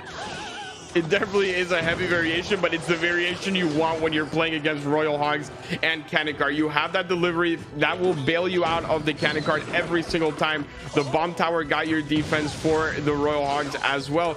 So right now, sitting pretty. That Valk is always going to get distracted by the Knight as well, and good DPS from the Musketeer. So what's Yuya's key to victory here? I mean, you have bomb tower delivery, which already is devastating against those Royal Hogs. You haven't seen the remaining 3 cards here. And then, of course, it feels like trying to do anything else with the Cannon Cart, or even getting the or the Musketeer, or even the Mortar. It feels like they're all going to be easily picked up here by Hajime. This could be another very frustrating 5 minutes here for Yuya looking at this matchup. He is going with the Snowball delivery and Earthquake type of variation. We haven't seen this in a very long time, but that's even worse news. If it was just the delivery, it was okay. But now the fact that the Snowball can also push back those Hoggies, buy you a little more time if you're caught out of rotation, it's not looking good for Yuya. So looking really nice for Hajime, though, as we are in game number 3. Goes opposite lane as the Valk cycles to the left. Mortar goes high here for Yuya. And does it get the King Tower activation? Yeah. Yes, it does. That play, the timing there, perfectly done by Hajime. You have to take spears or skeletons or regular goblins, place them in the same lane as that mortar, and release them when that timer hits the 3/4 mark. It's a very precise bit of timing, and that King Tower activation, the only way you can really do it in this game, did it beautifully. It's incredible to watch him play. That's why in the first match I just assumed it was going to activate the King Tower, because he always gets it right. And like you said, the only way you can activate King Tower is like that. And to make it happen when you're going against a Royal Hogs deck and you already have so many good defenses, it just puts you in such a great position. So here we go into sudden death overtime. So far, it's been all Hajime all the way, and now the Hog EQ pushes begin into that left-hand lane. Hog Rider will not get a shot here. Hajime seems a bit annoyed by that one, but so far, so good. Yeah, you just have to stay focused. It doesn't really matter if the Hog hits or not at this point. I think it's more about your defense than your offense. You got to continue to create the pressure so he's not able to build the pushes he wants. But look at that, 2 Hog hits, 3 Hog hits now. Yeah, 3 Hog hits, and he is in a perfect position to be clinching that World Final spot. Minute 30 remaining, approximately. Hajime just has to hold on here. We have seen people let nerves get the better of them here in the final stretch before. Right now, not feeling like a problem, although Cannon Cart pushed to the left-hand side. Choosing to ignore the Musketeer on the right lane is Yuya. Has to go all in, and has to go all in very soon. Yeah, he sure does, but it just seems like he's always has something in his cycle ready to go for the defense. And it doesn't only seem like that, it's just the way it is. More than half the cards in his deck match up perfectly against this other deck choice here by Yuya. So it's going to be really tough. I don't think there is a way through. Like I said earlier before it started, it looks like it's going to be another 5-minute frustrating match for Yuya. Hog to the right-hand side, or Hog Rider to the right-hand side, and no mortar to pick up. Going to be 1 shot, maybe 2, and 2 shots. A Valk and a Musketeer on there. 2 shots still get in. This is just a long goodbye here for Yuya. It sure is. The delivery is going to come down here, take out the cannon card on the right instantly, and now they're both down. It's so tough. It is really, really tough. And I don't want to take anything away from Hajime here. Part of the game is that analysis. We've seen it over and over again. We've seen it since match 1 of the day. Hasiel picked his decks perfectly against Pompeo, and when you have one best of 3 with everything riding on it, it's very important to get your matchups right. And get it right, he did. Hajime getting paid off correctly. The hard work coming through big. He will be going all the way to Clash Royale League World Finals. That is well deserved. Both of these players deserve to be there. Obviously, they had great years and great careers ahead of them. What Yuya has to realize now is he is so young and so early into his career that this hurts. I know the feeling. We've all missed out on worlds. Josh has, I have. It's part of the game. You got to just use that as motivation moving forward. You can't do anything other than that. Work twice as hard next year, and I'm sure we'll see him at the next worlds. And this was the story. It was a little bit of pressure, and honestly maybe more pressure than they thought. This deck from Yuya, very heavy, and while Hajime going with a heavy version of Hog Cycle, a little bit lighter, a little bit faster, and of course the defense absolutely shut down the entire way through. It was a back and forth battle. Game number 1 to Yuya, game number 2 to Hajime, and Eric, you called it. We are the if you win game 1 here this weekend, I don't think you want us casting, because those game 2 and game 3 are going to be fraught with difficulty. Yeah, that was really, really tough for both of these players, especially how the day started. I was hoping for game 3s, but I wasn't hoping for 2 reverse sweeps. Guys, it was rich. It had nothing to do with me, okay? I want the game 3s, but yeah, it's the way Clash works. Once you get that game 2, I think I spoke about it with either you or Andrew yesterday a little bit. It's very tricky to win game 1 if you don't close out the set, because winning game 2 is more important than game 1. The momentum is in your favor for that last game. Game number 1, it was Yuya with a nice solid matchup here. The E-Barbs totally shutting down the Royal Giant. The Lightning not quite able to find its purchase in this first one, despite having some fairly decent targets. Yuya spreading the board out fairly nicely, gets game 1 down. But then we move on to game number 2, Eric, and this was an absolutely different story. Yuya going very heavy and just not able to keep up. It was a combination of perfect play and perfect deck choice. That is what game 2 and 3 was from Hajime.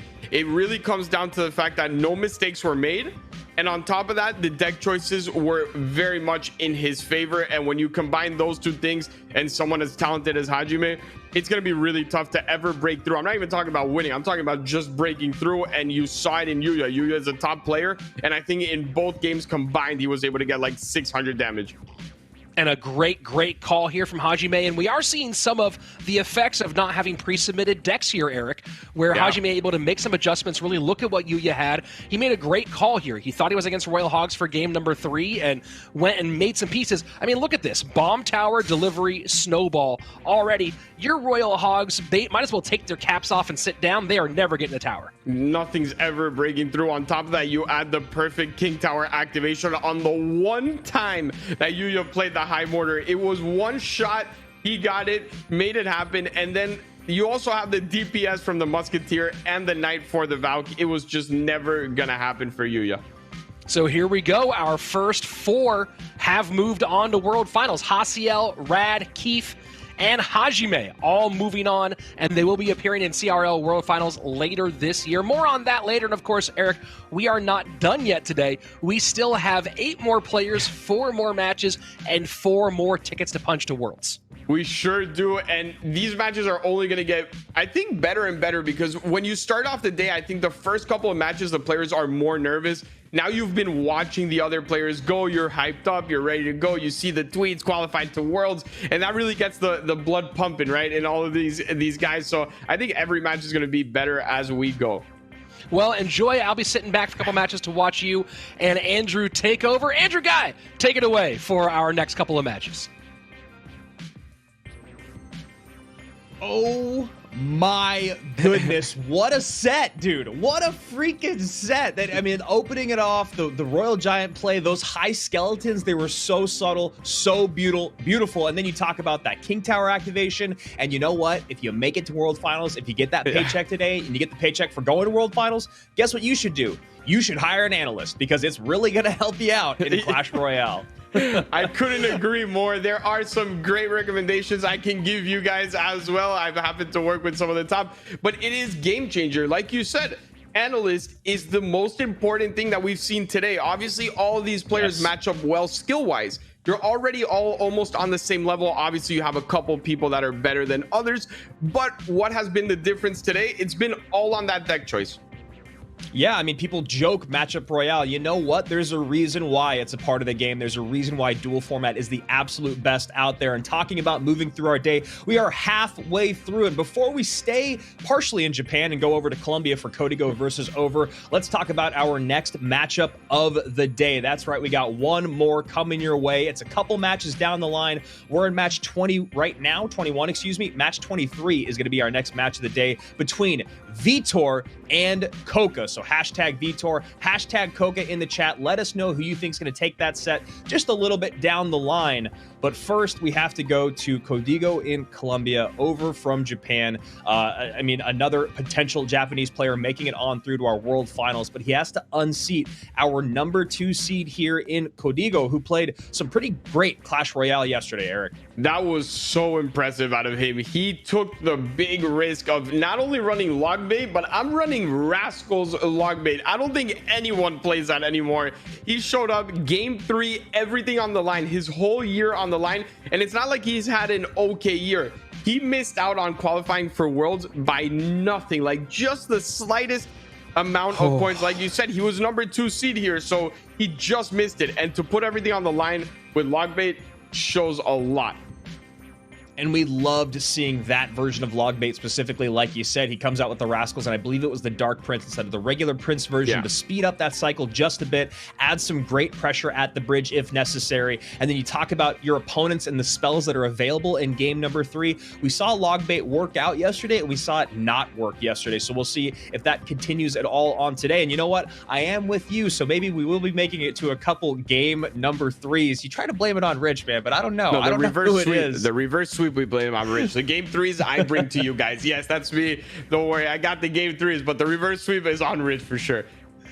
So talking about the rest of our day, obviously we're going to start right here with Cody going over. Then we're going to go to Ian versus Bob the Rock. Second to last is that match of the day, like I just said, hashtag Vitor or hashtag Coca. And then we're going to close things out with Framcito versus Hugo. Framcito coming with a great come from behind victory yesterday over Boss. A bit of a heartbreaker to watch, but still incredibly entertaining. And when we go back to the match that we're having at hand here with Over and Codigo, Codigo hasn't been at our monthly finals since earlier in the season. He's been doing a lot of work out there, but like we were just talking about, he just barely misses that World Finals qualification, and it's going to be all about putting it together right now in this final best of 3 for one of these guys and their 2021 season.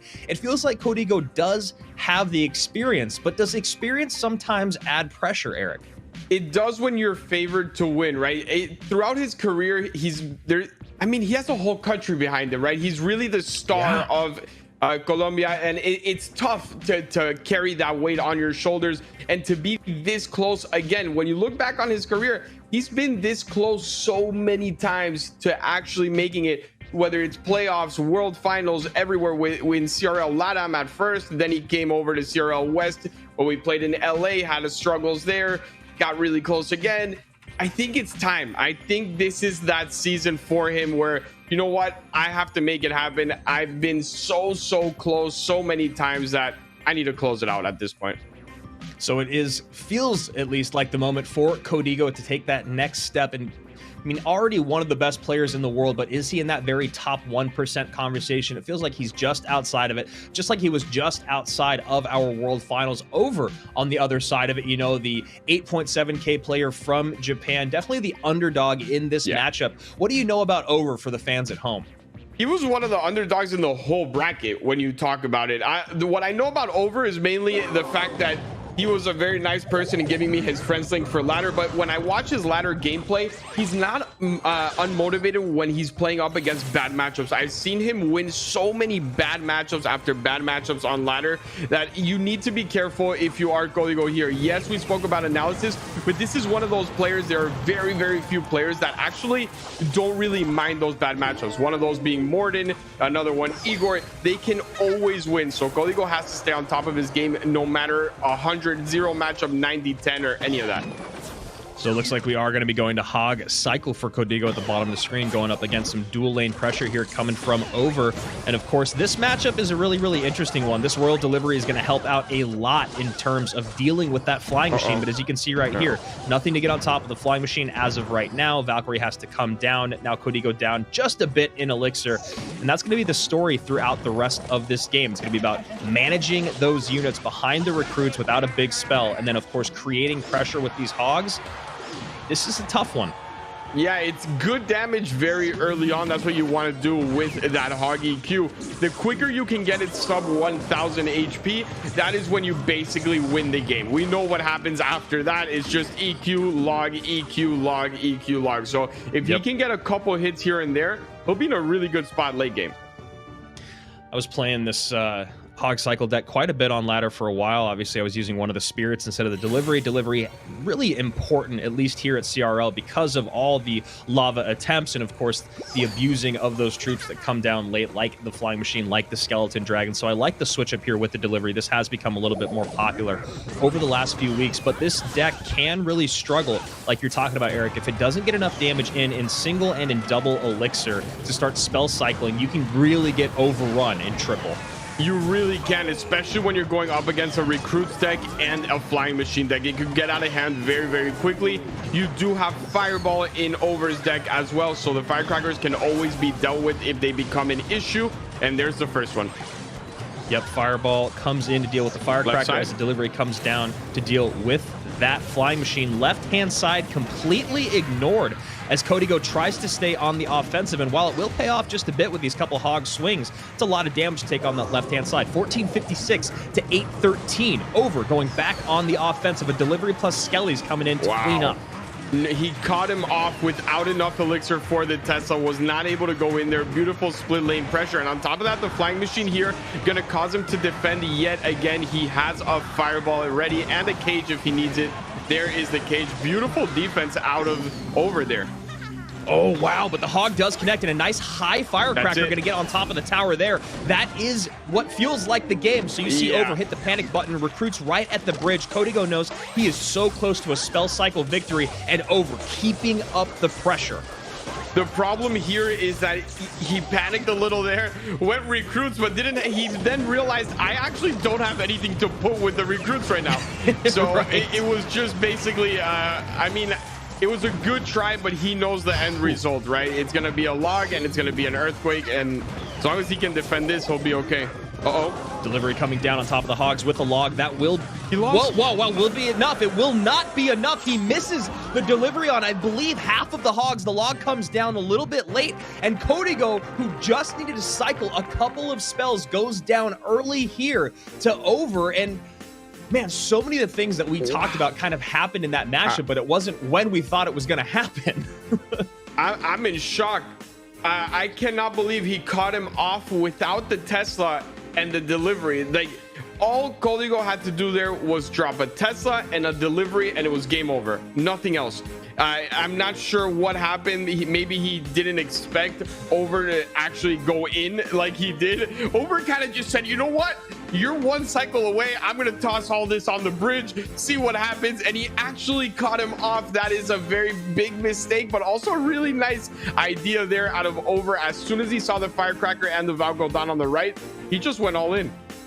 And this is what's so tough about this Hog Rider deck is late game, especially deep into double, and once you enter triple elixir, it can be really difficult to get those Hogs on tower. Over doing a great job time and time again, and he still was not able to mitigate 100% of the damage on a lot of these Hog pushes. He lines up the firecracker for a shot on through, 197 to 432. The delivery and the log just maybe a step behind. If they would have came down both just a little bit earlier, I believe those Hogs would have gotten a little bit of help from that firecracker, and we might be singing a different tune right now. But pressure gets to Código late in that game. Over steals number one here. I cannot believe he brought that back from being one cycle away against such a quick cycle deck.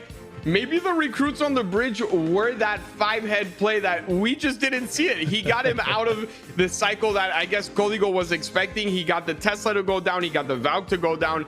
And maybe it was all part of a bigger plan that I genuinely didn't see. But hats off to Over. And like I told you, man, never count this guy out. He always somehow wins. I go into ladder matches and he's down and he has a horrible matchup and he always brings it back. I don't know how he does it. Well, you saw exactly what he did there. He recognized that the writing was on the wall. What's the only thing I can do is spam, right? Spam the bridge, spam to mess up their cycles, spam to mess up their spells, whatever it may be. Those Royal recruits come down immediately the bridge. Cody goes a little bit late, doesn't get the login in time for just a little bit chip more. And then you see just opposite lane pressure over and over. Royal Hogs come down one lane, they're defended by the Valk. Then they go down again in the other lane. That was the other thing about that deck from Over, is if you guys just saw on the graphic there, it did cycle actually pretty quickly. It did cycle really, really quickly. And at the end of that game, I'm not sure if you caught it or not, but he also had the Goblin Brawler bring down the right-hand side tower to 150. So either tower was going down. That was such a beautiful last push out of him.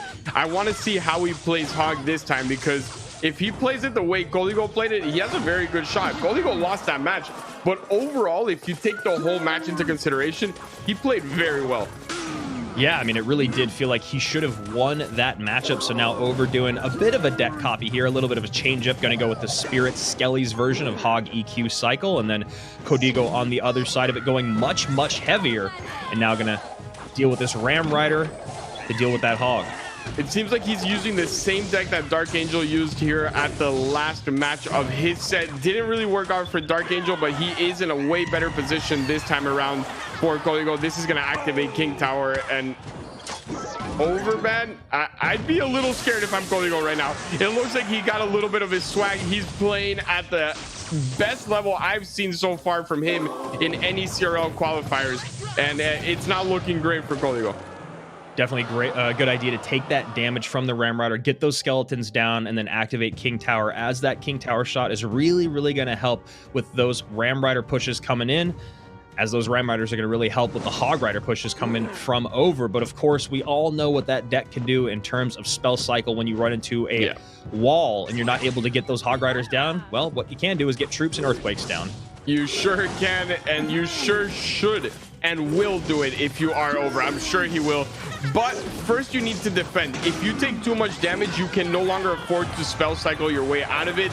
This Hog is, again, not really going to do anything. Beautiful Ram Rider defensively played out of Código. Both times he's been met with the Hog and just misses the timing on that snowball. If he was able to get it a little bit quicker, he might have been able to avoid that hit. But here we go. Hogs are going to start pouring in.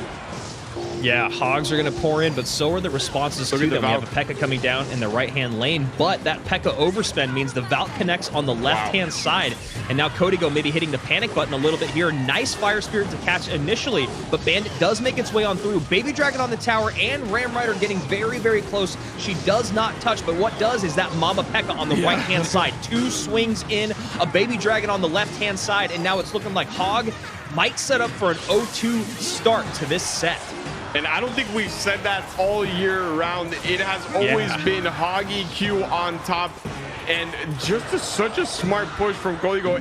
If you told me that we were gonna win off of the Baby Dragon, I don't think I would have bought it.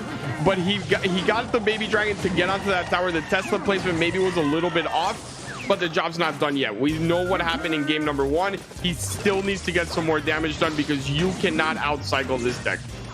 That buff to the snowball has just been so excellent for the game, just allowing a little bit more space for people to play defenses, and we see that happening over and over again. Those last-second snowballs coming down is really going to be Código's key to victory in defending those Hogs when he doesn't have the Ram Rider, or the Ram Rider isn't targeting the Hog. But right now, the poison coming in, getting that tower lower and lower, now below 400 HP, 982 to 348. Código in the lead.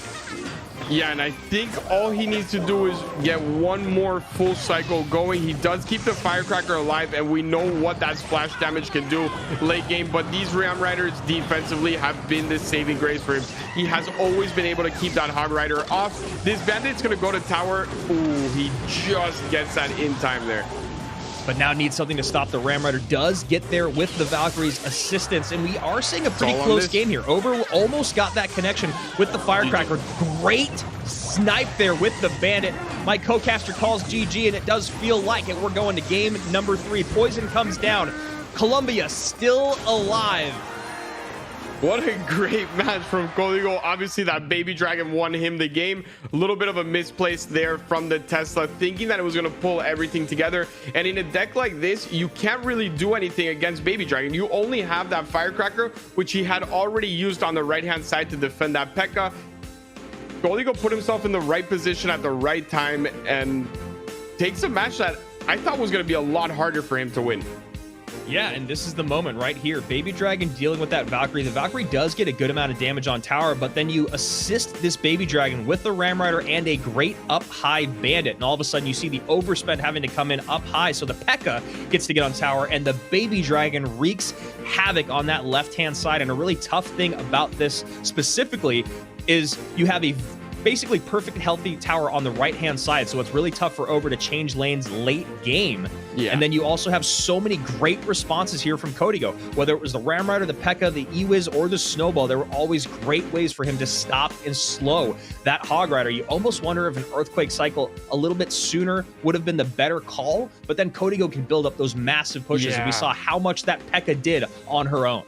I think maybe he should have gone a little more split lane just to avoid the massive push on the same lane, because every time he was going in with that Valk and that Hog Rider, you saw the Ram Rider, the Bandit, and the Dark Prince or the E-Wiz come down all together to defend, and he would build a massive push. So maybe he should have gone a little bit more split lane just to avoid that later on in those big massive triple elixir pushes that he wasn't able to hold off.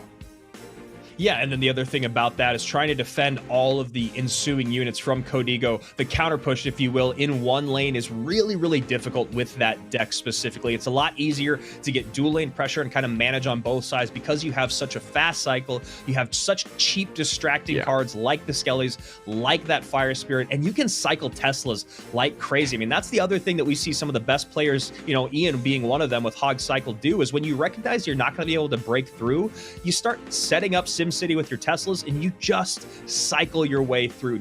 Would that have worked? I'm not 100% sure. Código's deck was really, really beefy, but it's just something that Over could have maybe tried. Yeah, it's definitely a tough thing to do, but I think he had the advantage in the sense that there was no lightning, right, or fireball, so there wasn't any quick damage to the Teslas.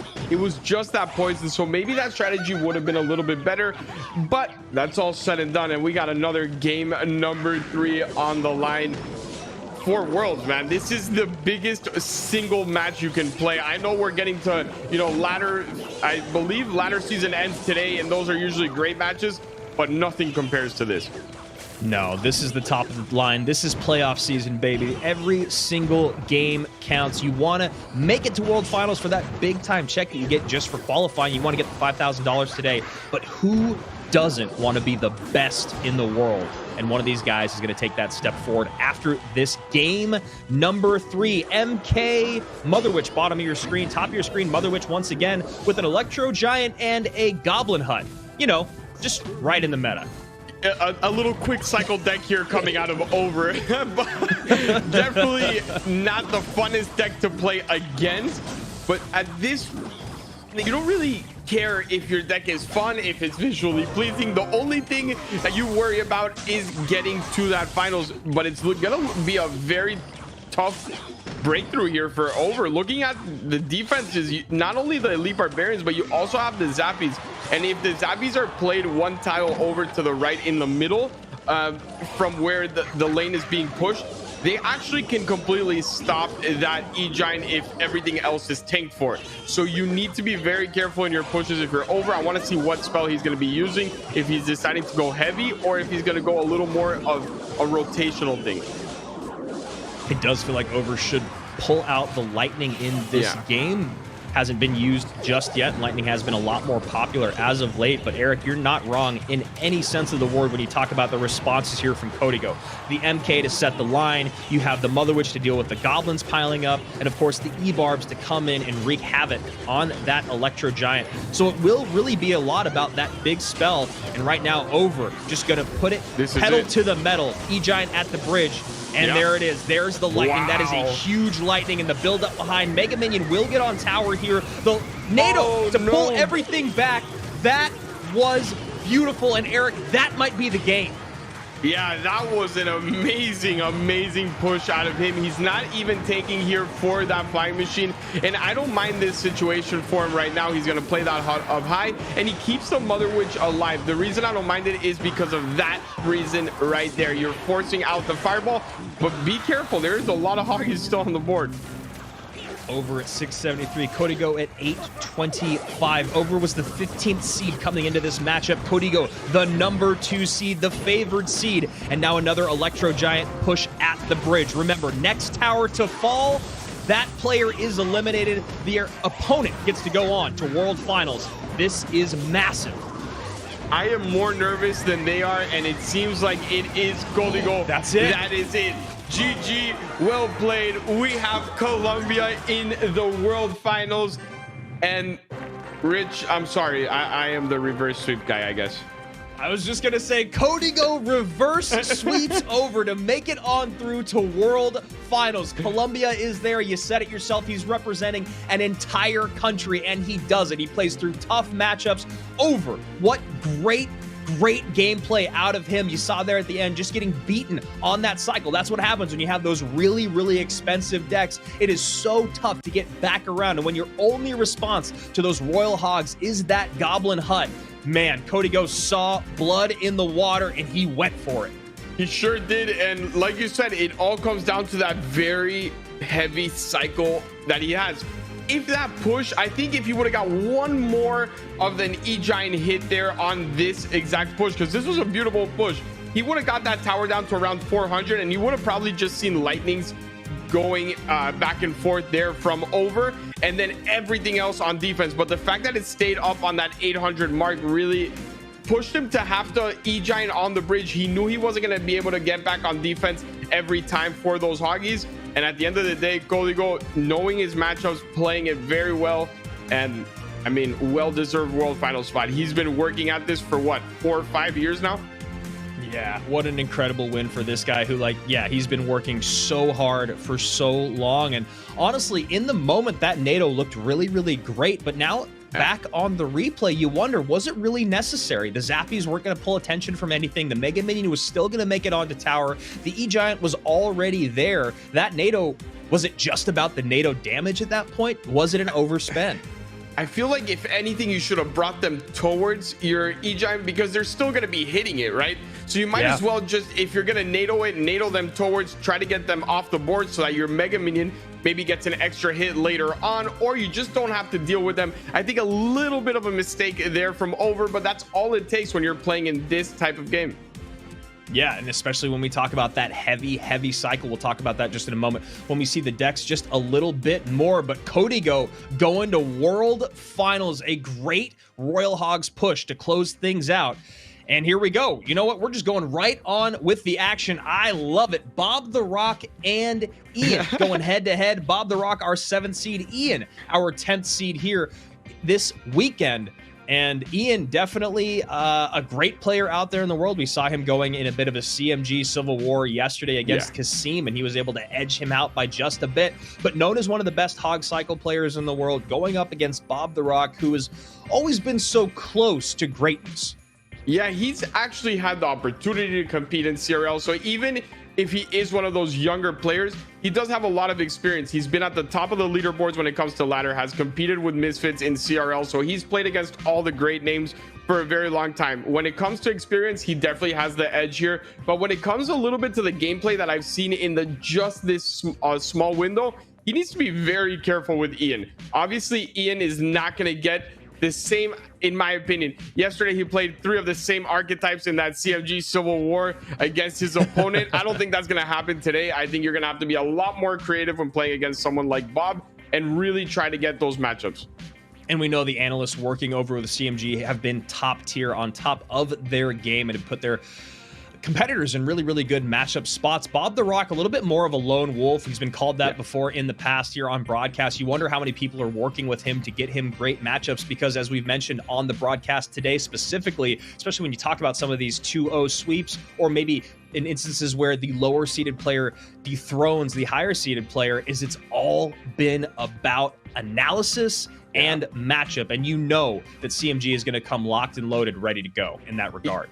Yeah, you think CMG has a lot of players. That's because you haven't met their staff yet. I think they have just 50 analysts and 50 coaches as well. But that's what it's all about. You know, the best teams want to provide the best experiences to their players. And in this type of format, it is just as important to have the good players as it is to have the good staff. And I think analysts need to get a little more credit because, like you said, Hasiel came out here, got 2 amazing matchups, and didn't even break a sweat, really. We've seen that with other matches today as well. It is so important. It's one best of 3. There's no double elimination. There's no second chances.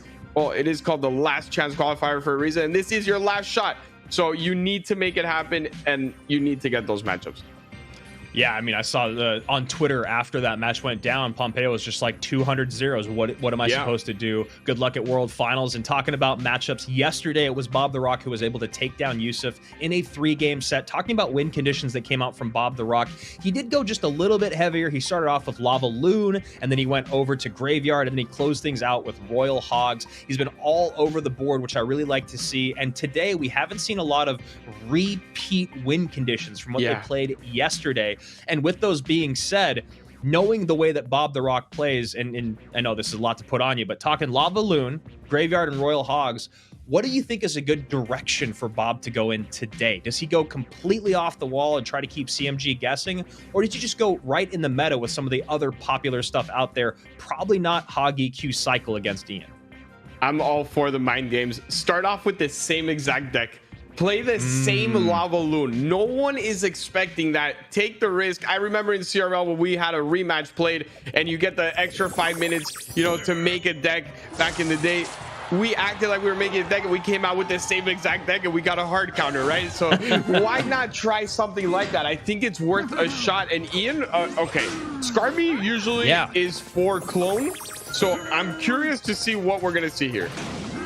Yeah, when you see Skarmy, you think clone. The other time you see Skarmy sometimes is in Giant Graveyard, but a lot of that time you do not see Valkyrie in there. And so we see a cycled Royal Delivery in the back, which would have been nice for those Hogs. But an Inferno will wrangle them in with a Dark Goblin. And This is a pretty unique looking bait deck so far, Eric. It sure is. I saw the first card, I didn't know what to expect. The second card made it weirder because, like you said, you see it in the you see Skarmy in a possible like weird RG Mega Knight type of thing. You could see it in a giant graveyard or in a clone, but then you see the Valken that takes off all of that, and then just a very odd bait deck here. But he gets the matchup in the sense that no Bard Barrel, no log.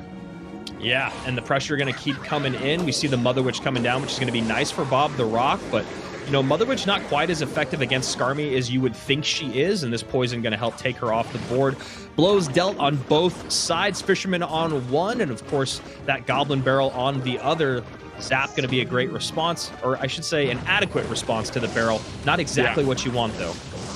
Yeah, it's great for the Skeleton Barrel, but then leaves you with nothing for the Goblin Barrel. That's the biggest issue here for him. He's going to take a little bit of damage here. He just needs to get the most out of those Dark Goblins, in my opinion. If you get a lot of value out of them, play them in the back, then use them well in the counter. Not sure why he went in with the Goblin Barrel when the Fisherman was already down and allowing him to create a bigger push here. A little bit of a questionable decision there, in my opinion, but let's see how it works out for him. Valk is going to tank, but not enough.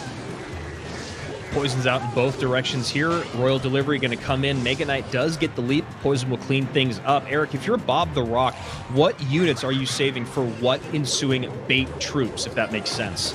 It is such a tough decision to make in your head, right? Because you always want to mitigate the damage from that Goblin Barrel, but you can't use the Zap because then you have to play a full-on troop for this Skeleton Barrel. The Zap should come down there. There it is.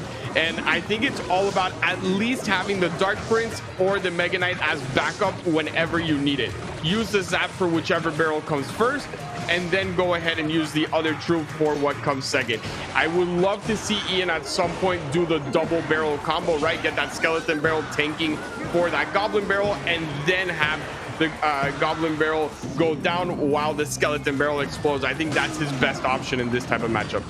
A great delivery there from Ian to mitigate a lot of this damage coming in on the left-hand side. Inferno comes down to wrangle it all in once again. One Royal Hog will escape with minimal damage, and these Dark Goblins, Eric, have already started to prove their worth on defense and then creating a little bit of offense. Bob the Rock has been doing a great job getting his units up high and playing double duty and dual lane pressure, but it's going to be a lot more difficult as this game continues on. And there is the MK that you were talking about being ready to go, but still taking just a little bit of damage is Bob the Rock. But as we get deeper here in the game, only 90 seconds remain.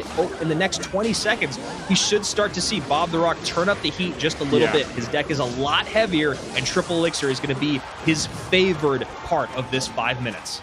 Yeah, and a great Skarmy there just to buy him enough time, but he does have to be careful there. A beautiful delivery as well. And now it's go time for Ian. We know what this type of deck can do in Triple Elixir. It is so frustrating when you just see barrel after barrel after barrel come down. Yeah, the last thing that Ian needs to do right now is pause. He just needs to keep the pressure up for the next 53 seconds. Just like you said, Eric, I would love to see a double barrel combo come out at some point, but the one thing that you can kind of note here is Ian is getting so much poison value every time that Skeleton Barrel comes in. A troop is usually played. We've seen those zaps being saved for other parts of this battle, and now we see the Overwhelm coming in. Second Inferno comes down. Is there another delivery to come down, or a Valkyrie? Yeah, this is going to be a big connection here for him. Obviously, does get that delivery, but this is so much damage. And late in the game, he almost is down. He is down, I'm sorry. But look at that. Look at that barrel. That's going to be... Yeah, I know. As one thing is happening, so is another. Royal Hogs come in. Royal Delivery is there. Hogs are piling up on the tower, and there you go. Bob the Rock doing just exactly what he needs to do. Hold on for dear life for 4 minutes, and then punish in those final 60 seconds. You got the heavier deck. You have decent responses all the way throughout. Every single card that you play can help a little bit with the bait, as long as you take just a little bit of damage, and then this massive Overwhelm comes in late game. Eric, Ian was so in control for so long. What went wrong? There is an easy thing to point out here and what went wrong. When we were talking about the double barrel stuff and it was late game and we saw him play, I don't know if you remember, that Skelly Barrel on the left-hand side that only got a Mother Witch down. He played that with no reason on the left. He let him get the Mother Witch down. It provided 2 Hoggies, and then he overspent that right there. that push right there. You see the Hoggies coming in from the left, buys him time. He also had spent his poison, which means he could no longer use it on all these skeleton dragons. He had to overspend here and just put himself in a terrible position, elixir wise and cycle wise. And I think it all comes down to that one Skelly barrel on the left. Just losing track of his cycle, kind of getting overwhelmed by his own aggression was Ian, and I couldn't agree with you more talking about that. It would have been nice to see them in dual lane or just sending in the skeleton barrel and letting it go and then maybe dealing with the Mother Witch. Every single time that he would send in that barrel plus poison combo, that's spending 7 for 4 to get a little bit of tower damage and to deal with the Mother Witch. But you saw later in the game, that's not going to do it. You need to save that poison for more of those units piling up. You need to make sure you're hitting those deliveries perfectly. He at least was able to cycle back around to a second Inferno. But at that point, you have about 4 or 5 units for that Inferno to focus on. 4 of them being Royal Hogs. The one you need to get on top of is that MK. MK is a lot slower, as you saw, stayed alive, and then Askarmi has to be overspent. Then Bob has the zap, all things going the way of Bob the Rock in those final moments. It's about, I think, the rookies mainly getting their heads about finishing off the game when you don't have to do that. You can just sit there, defend. You have a lot of defense. You've been defending perfectly. There is no rush. And I think in his head, he didn't really think about the consequences of, if I play this card, it will bring out this card, and in return I have to spend the poison, and then I'm in a bad position, right? He kind of just played the barrel because he wanted to get damage, and I think you need to be very, very careful with that type of stuff. So Bob the Rock maybe having some connectivity issues here on camera, but we still have Ian from the United States. Bob the Rock representing the Netherlands, as he is up 1-0 right now, and looks like he's going to go double spawner into Mother Witch, Furnace. Oh, another double spawner, but Mother Witch Fireball. I'm sitting here talking, I don't think Ian's going to get some mirror, at least archetype matchups today like he did yesterday. And here we are with a double spawner deck from both players. But yeah, Bob the Rock, I mean, he's taking on the pressure of representing the Netherlands. Definitely some big shoes to fill when it comes to representing that country in 1v1 Clash Royale. Is there a famous player that has come from that country before, Eric? I'm not really sure. Maybe we can check it out later, have some analysts check that out. Don't really remember his name all that well. Shout out to the GOAT of Clash Royale, Surgical Goblin. We definitely miss seeing you, and hopefully your endeavors are going well. As we see Bob the Rock trying to fill some very, very big shoes, up 1-0 over Ian, who is definitely an up-and-comer on the scene, but he has done some exceptional work over the past 12 months. He sure has, and if there's any bright side to it, Ian, all my matches have gone game 3 today, which should be a good sign for you, and they've all been reverse sweeps as well. So keep your head in the game. I would love to see a game 3. Once it's game 3, may the best player win, but I'm just all about that one best-of-1 elimination match, and it looks like this one's going to be a long match. Yeah, I was just going to say, I think Rich called it out yesterday. These kinds of double spawner overwhelm games, especially when you talk about them being mirror matchups, are going to take a long time. It should be ending in the late in the 4 minutes as we tick to 5. Definitely going to be deep in overtime. We'll see what happens here and who wants to strike first. You know, it's really tough when you get over aggressive offensively and you don't get anything out of it. Then you get behind in building cycled on the board, and neither of them want to give up that advantage at the moment. So we'll see when one of them decides to pull the trigger on offense. And I honestly think it's going to come from some incredible defense or units like this flying machine staying alive a lot longer than they should. Yeah, and right now the advantage was over to Bob, and look at the double furnace and the huts. You want to focus on that Sim City. You want to build as many towers as possible. Yes, you'll get a little bit of troop damage here and there, but at the end of the game, whenever we see these types of matchups, the person that truly is in control is not who has the damage lead, it's who has the hut lead. Because the moment that elixir shift happens, the game swings drastically, and right now looking like Bob the Rock is trying to see that moment and take advantage of it. We see a high flying machine played in defense here by Ian. Should play double lane cleanup as a flying machine is trying to squeeze by on that right hand side by Bob the Rock.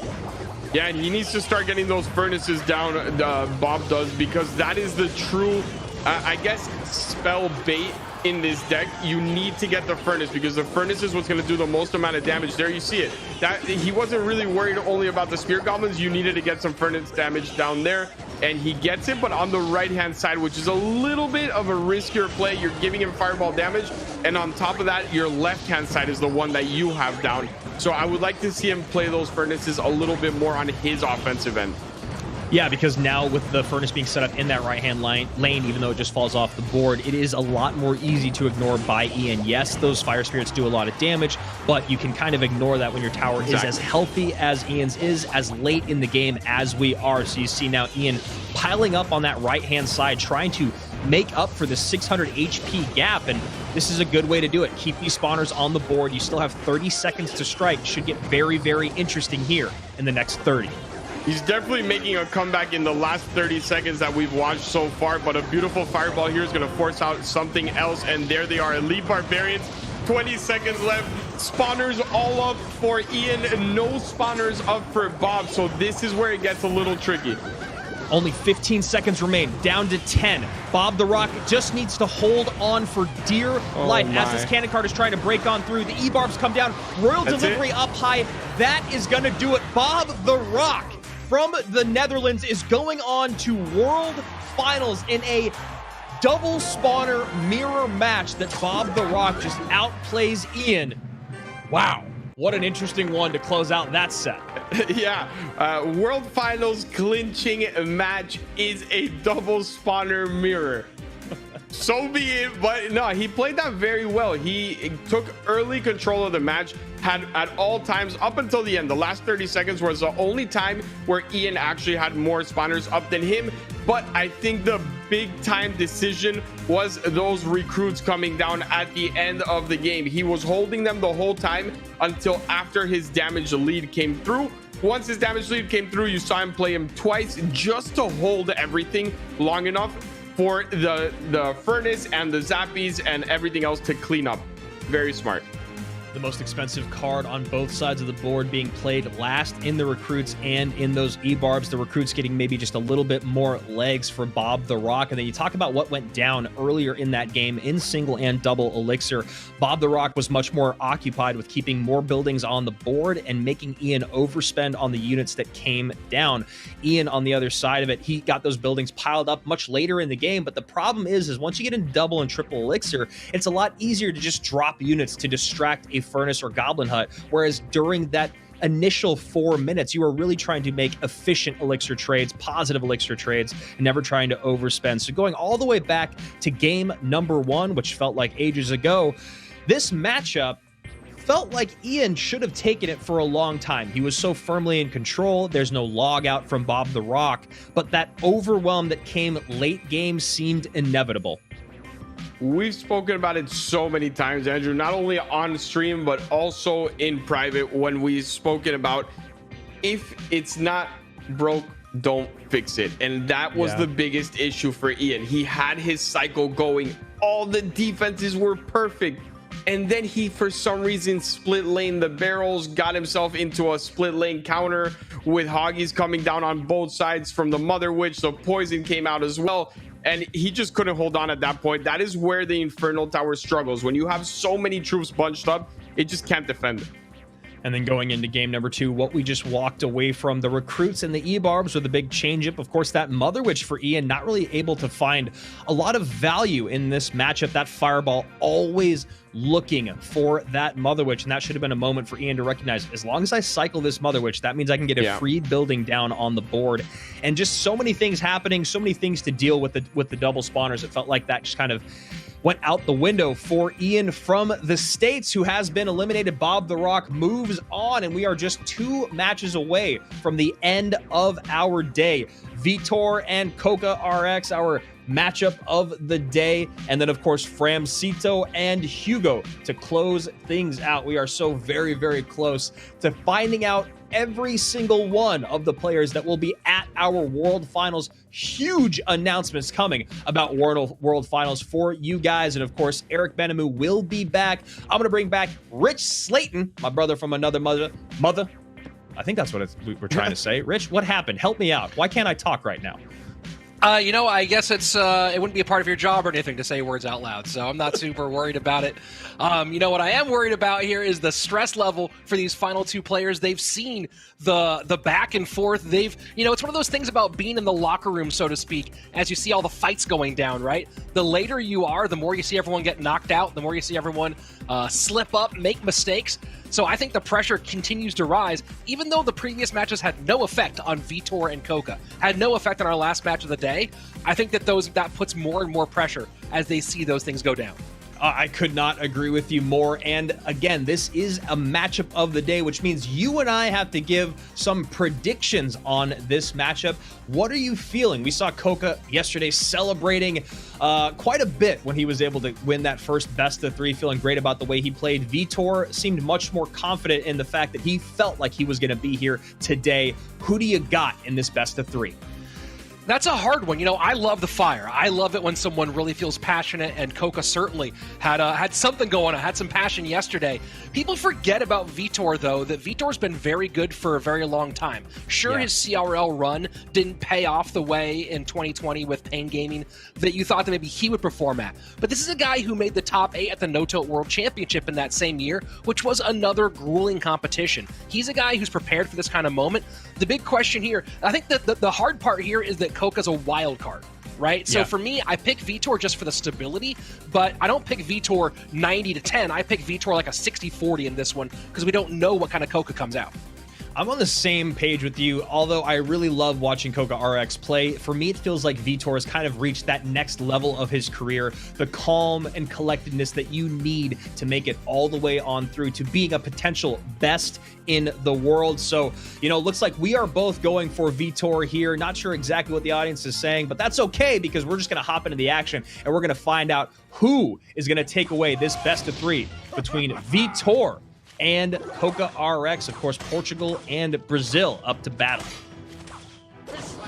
Yeah, Brazil already has a lot of people in the CRL World Finals, not that far behind Japan. You have, of course, the number 2 seed in Lucas Gamer, number 5 in Samuel Basoto, and then Wallace and Serge TS are already in there. So a ton of representatives out of Brazil have already made it into the tournament. On the other side of things, Vitor really is the only hope for Portugal. It's had a good program for a long time. Players like Lucas GSM, Jibas, lots of good guys out of Portugal. But they really haven't had that big moment yet. This is a chance for them to really be on the map. So Coca RX finding himself in a decent matchup here. That Fish Boy going to be a nuisance for Vitor, but Vitor does have the cycle battle beat, at least as of the moment. Hog EQ cycle going up against what looks like Royal Giant. Well, one nice thing for Vitor here is knowing he's almost assuredly not against arrows, and that's always that big, please don't let it be arrows, please don't let it be arrows when you're playing Firecracker. And with how much lightning there has been lately as RG decks, that might make this Firecracker a double nuisance for Coca. Doubling and tripling down on that right-hand side was Vitor. It's exactly what he needed to do. Now maybe a skeleton. No, does not go skeleton surround on that RG, which maybe would have been the better idea to get that Royal Ghost to stay away from the Tesla, and then the Mother Witch comes down to help assist with this push. So Vitor getting caught looking just a bit, but still in the lead. Well, it's one of those, he doesn't have great single target DPS on the Royal Giant, right? You have the Tesla, and after that, the next best damage per second are those skeletons. So it's one of those things where you're kind of stuck between what decision do you want to make. Skeletons will get a lot more damage on a Royal Giant than a Royal Ghost potentially slicing them off with one good shot. So it's a challenging conversation there, but at the moment it's paying off for Vitor. 1300 still the mark on the right-hand side as he cycles more EQs. Yeah, it's just one of those things Vitor has to be so cognizant of. Those RG players love to do exactly what we've seen Coca RX do twice now, Rich, which is just look for those skeletons with that Mother Witch. Always have her locked, loaded, ready to go, and you've seen now twice those piggies coming on the board, and already the momentum has shifted drastically in favor of Coca RX. Vitor doesn't want to keep going in this same lane against an RG deck with so many responses, but he's kind of forced to at this moment because that tower is so low, 602 to 1054. That's all he needs right there. He needs one shot every time he pushes for a hog and to get this thing close. If he can defend this Royal Giant, he has a really good shot. This Lightning, though, is a bit of a menace. Let's see if there's a high Tesla. And yes, nice spread here by Vitor to play defense. And he just goes straight for the Princess Tower. RG almost gets a shot, but the tough thing here is we cannot EQ cycle. He has to go in with a Hog Rider, and that's exactly what he does. Nice EQ coming down late to catch the skeletons, and the splash from the Firecracker, that could do it. He has to get that log down. 2 HP. Oh my word. Oh my Coca goodness. RX maybe thought we were playing at level 11 instead of level 9. 2 HP. Man, that is one off a pretty close finish that might have been a little famous here at CRL. And you see Coca react violently and then try to calm himself. You saw him immediately recognize, this is not what I can do. I cannot freak out over losing on 2 HP. Look, if you want to go down in history, we got the 1 HP battle. Now we got the 2 HP battle at the LCQ. Reset in this best of 3 and recognize you got 2 more potential games to come back and steal this. But man, what a tough closeout there. Well, you know, you were talking about Hog responses, and that's one of the hard things about this RG matchup with Hog, right? You don't have great ways to block, and that Fisherman, yes, you can counter with Fisherman, but in order to stop Hog from getting any shots on the tower, you have to get that Fisherman down really, really early and be really, really aggressive with it. You almost have to kind of be predicting or hovering for that timing, and this was just a brutal one for him. Great job battling back here, and great job with the Lightnings, but that's one of those things where you're almost deciding, hey, is it better to put the Lightning on the Tesla when it came up high later, or to get that Firecracker off the board and avoid that extra splash damage? Yeah, you know, and that was the reason why kind of orchestrate his pushes the way that he did every single time, and this is actually a perfect moment in this replay. The Valkyrie always was there to assist the Hog because that made it so that that Fish Boy could not be an impact in those defenses. So you saw Coca having to overspend, use things like High Mother Witches, Royal Ghosts right on the tower, and then of course those skeletons, which are a great target for that Earthquake. And there we are, 2 HP to 16. You see Coca hitting that panic button, you know, fingers flying. Vitor takes a quick breath there, still incredibly calm for how close that game was. And my goodness, was that a close one. Yeah, that, you know, I'm looking at that replay again. I'm wondering, maybe he didn't target the Tesla. It might have been just the, he was trying to get troops at the bridge as well, and the Firecracker dodged outside of the lightning range in that one. So that might have been what happened there on that right-hand side in that final sequence. And yeah, you know, look, he was looking at that. He got the lightning down, knew all he needed was a log, but your log still isn't ready yet. Vitor's was, didn't need it anyway. Firecracker comes in, and that's one big win for the Portuguese player. Yeah, and you loved what Vitor did there in terms of kind of just recognizing that he had so much damage done in that one lane. Coca RX can switch lanes at any moment, but you always need to recognize when you're playing that Hog when to abandon ship and when to go down with the ship. And that's exactly what Vitor did. He stays in the lane, keeps doubling down with those Valks, Earthquake cycling coming in, and he escapes with 2 HP. And Coca RX letting him know how he feels with that angry emote to start.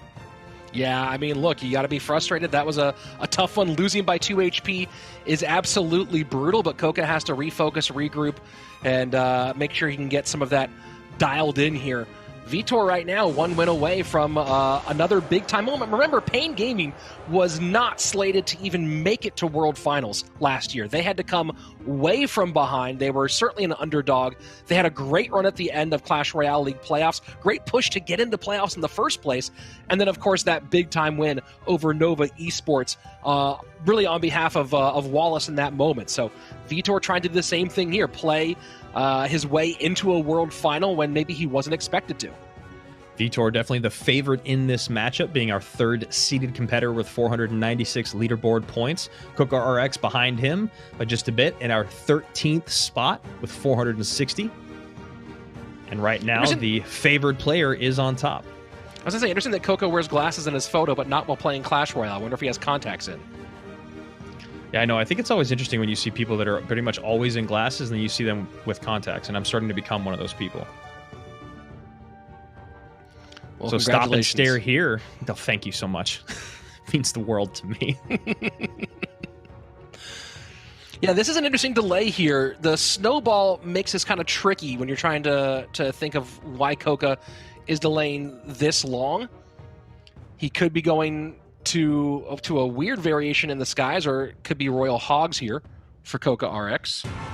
And both of them happy with their hands now that Coca was able to cycle that snowball. We heard AC talk about that a little bit yesterday. Depending on where you're at, you'll either drop at a minute if you like your hand, or you'll drop closer to 1:15 if you want to see where your cycle leaves you. And Coca cycled that snowball early and then seemed to be happy with where he was at. So now it's going to be Golem against Loon, the 6-man Loon, and Coca RX on the hot offensive right now. And this is what Vitor has to do here. I mean, I don't think he's playing... Oh, he is playing NATO. So, pulls to the king. That's really nice for him. And he's putting a giant downhill push the opposite direction.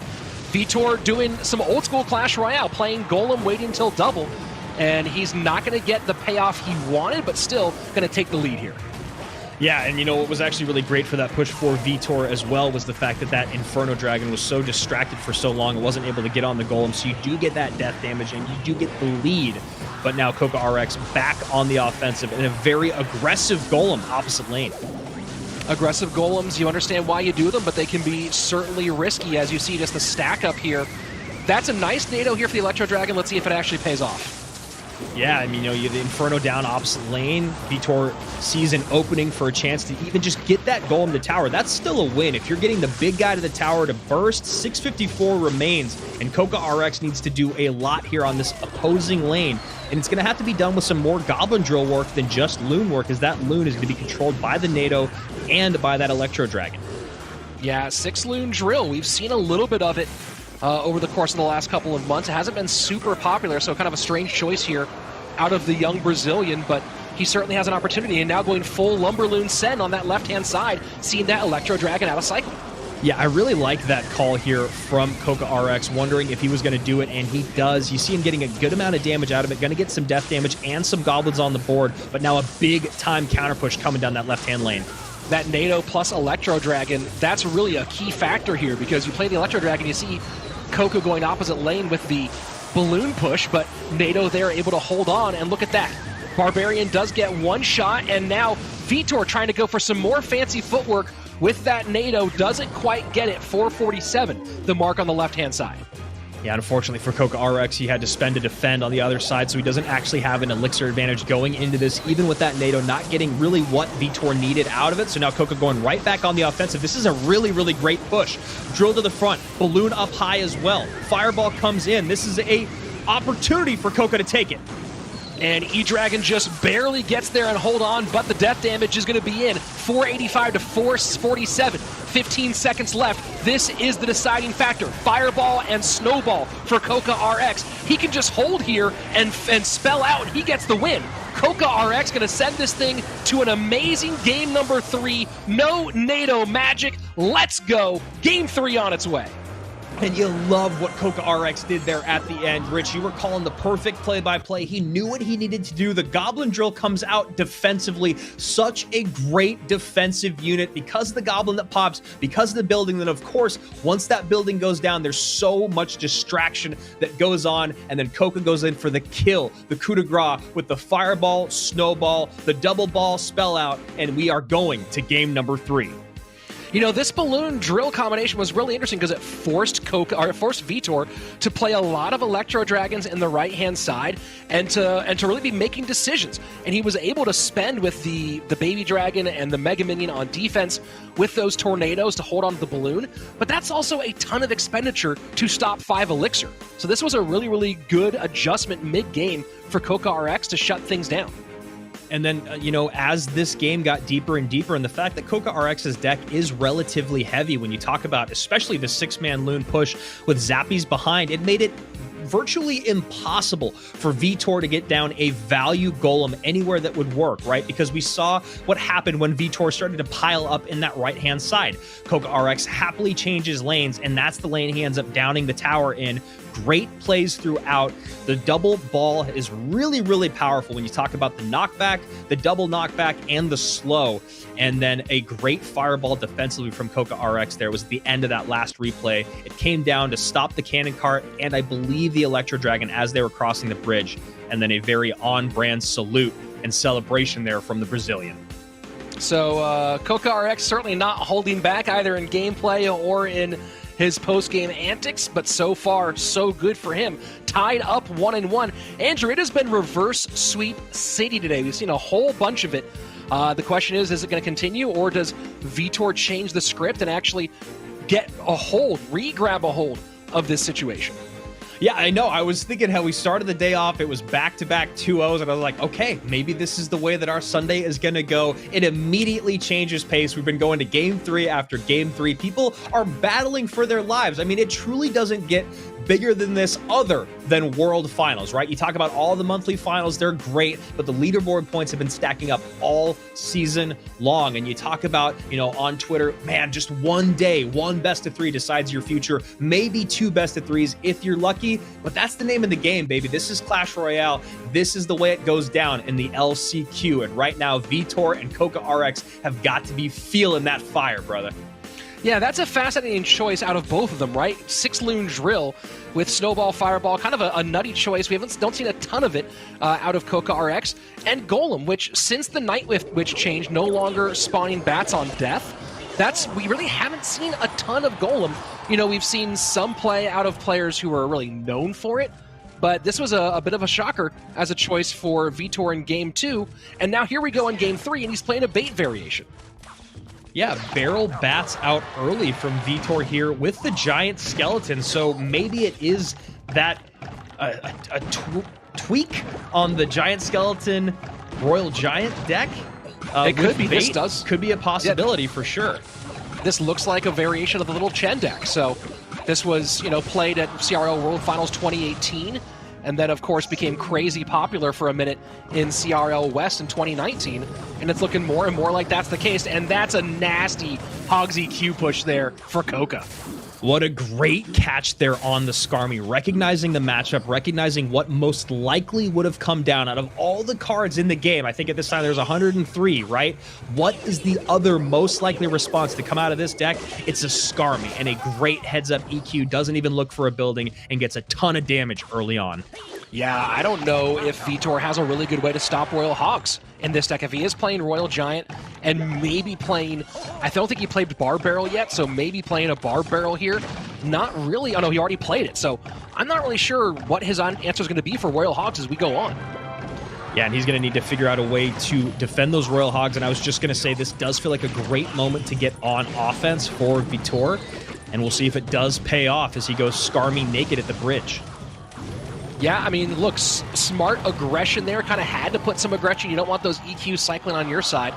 But the big question here is what's card number 8, and will it do much of anything against those Royal Hogs as he eats a ton of cannon card damage? Yeah, cannon cart damage going to come in, maybe even up these towers just a bit, and then we get a giant skeleton up high. And I think he's just saying adios to that left-hand tower. A very, very surprising move in game number 3, Rich, to sack that tower. But like you were talking about, not a lot of great responses to those piggies, and this is a straight-up tower trade. Does the RG hit one more time, and it doesn't, and the Goblin Giant not in range, and there's, I don't believe, yeah, see, there's Mother Witch. There's no big spell here, so Coca just has to hold strong on that 218, and there's a good chance he can do it. Stop this RG, hover that delivery for the Goblin Barrel, and you've got this game won. Yeah, I mean, 90% of the time, this deck is run with no spell, but here's the thing. He is happy to sack that tower, Rich. There's no big spell in Vitor's hand, and look at that tower on the right-hand side. 848. Surprised to see the piggies go right into the Skarmy. Maybe not the best decision-making by Coca RX, but right now it is his game to lose. Yeah, but here's the thing. You're seeing it right now. It's hard for him to defend this a pocket game. And here goes the pocket RG right now. I mean, look, he can come in hard with one set of Royal Hogs and totally take this, but look at the pressure being put on right now, and that's the name of the game for Vitor.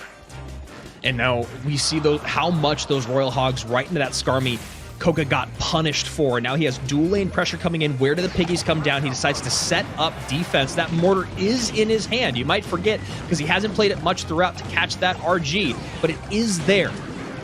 Vitor has to stop this on that King Tower and still worry about these Royal Hogs. I don't think he has it. That's going to be a pre-EQ. Skarmy not going to be able to come out and do anything. Can it stop them in time? And holding on 44 HP. If Vitor can get a pocket RG before the EQ, maybe, just maybe. But Coca RX is one Earthquake away. A nice high mortar. Can he get it done? Barrel in. RG on the tower. The Earthquake? Can Vitor steal it in time? Vitor steals it by 44 HP. He's going to CRL World Finals.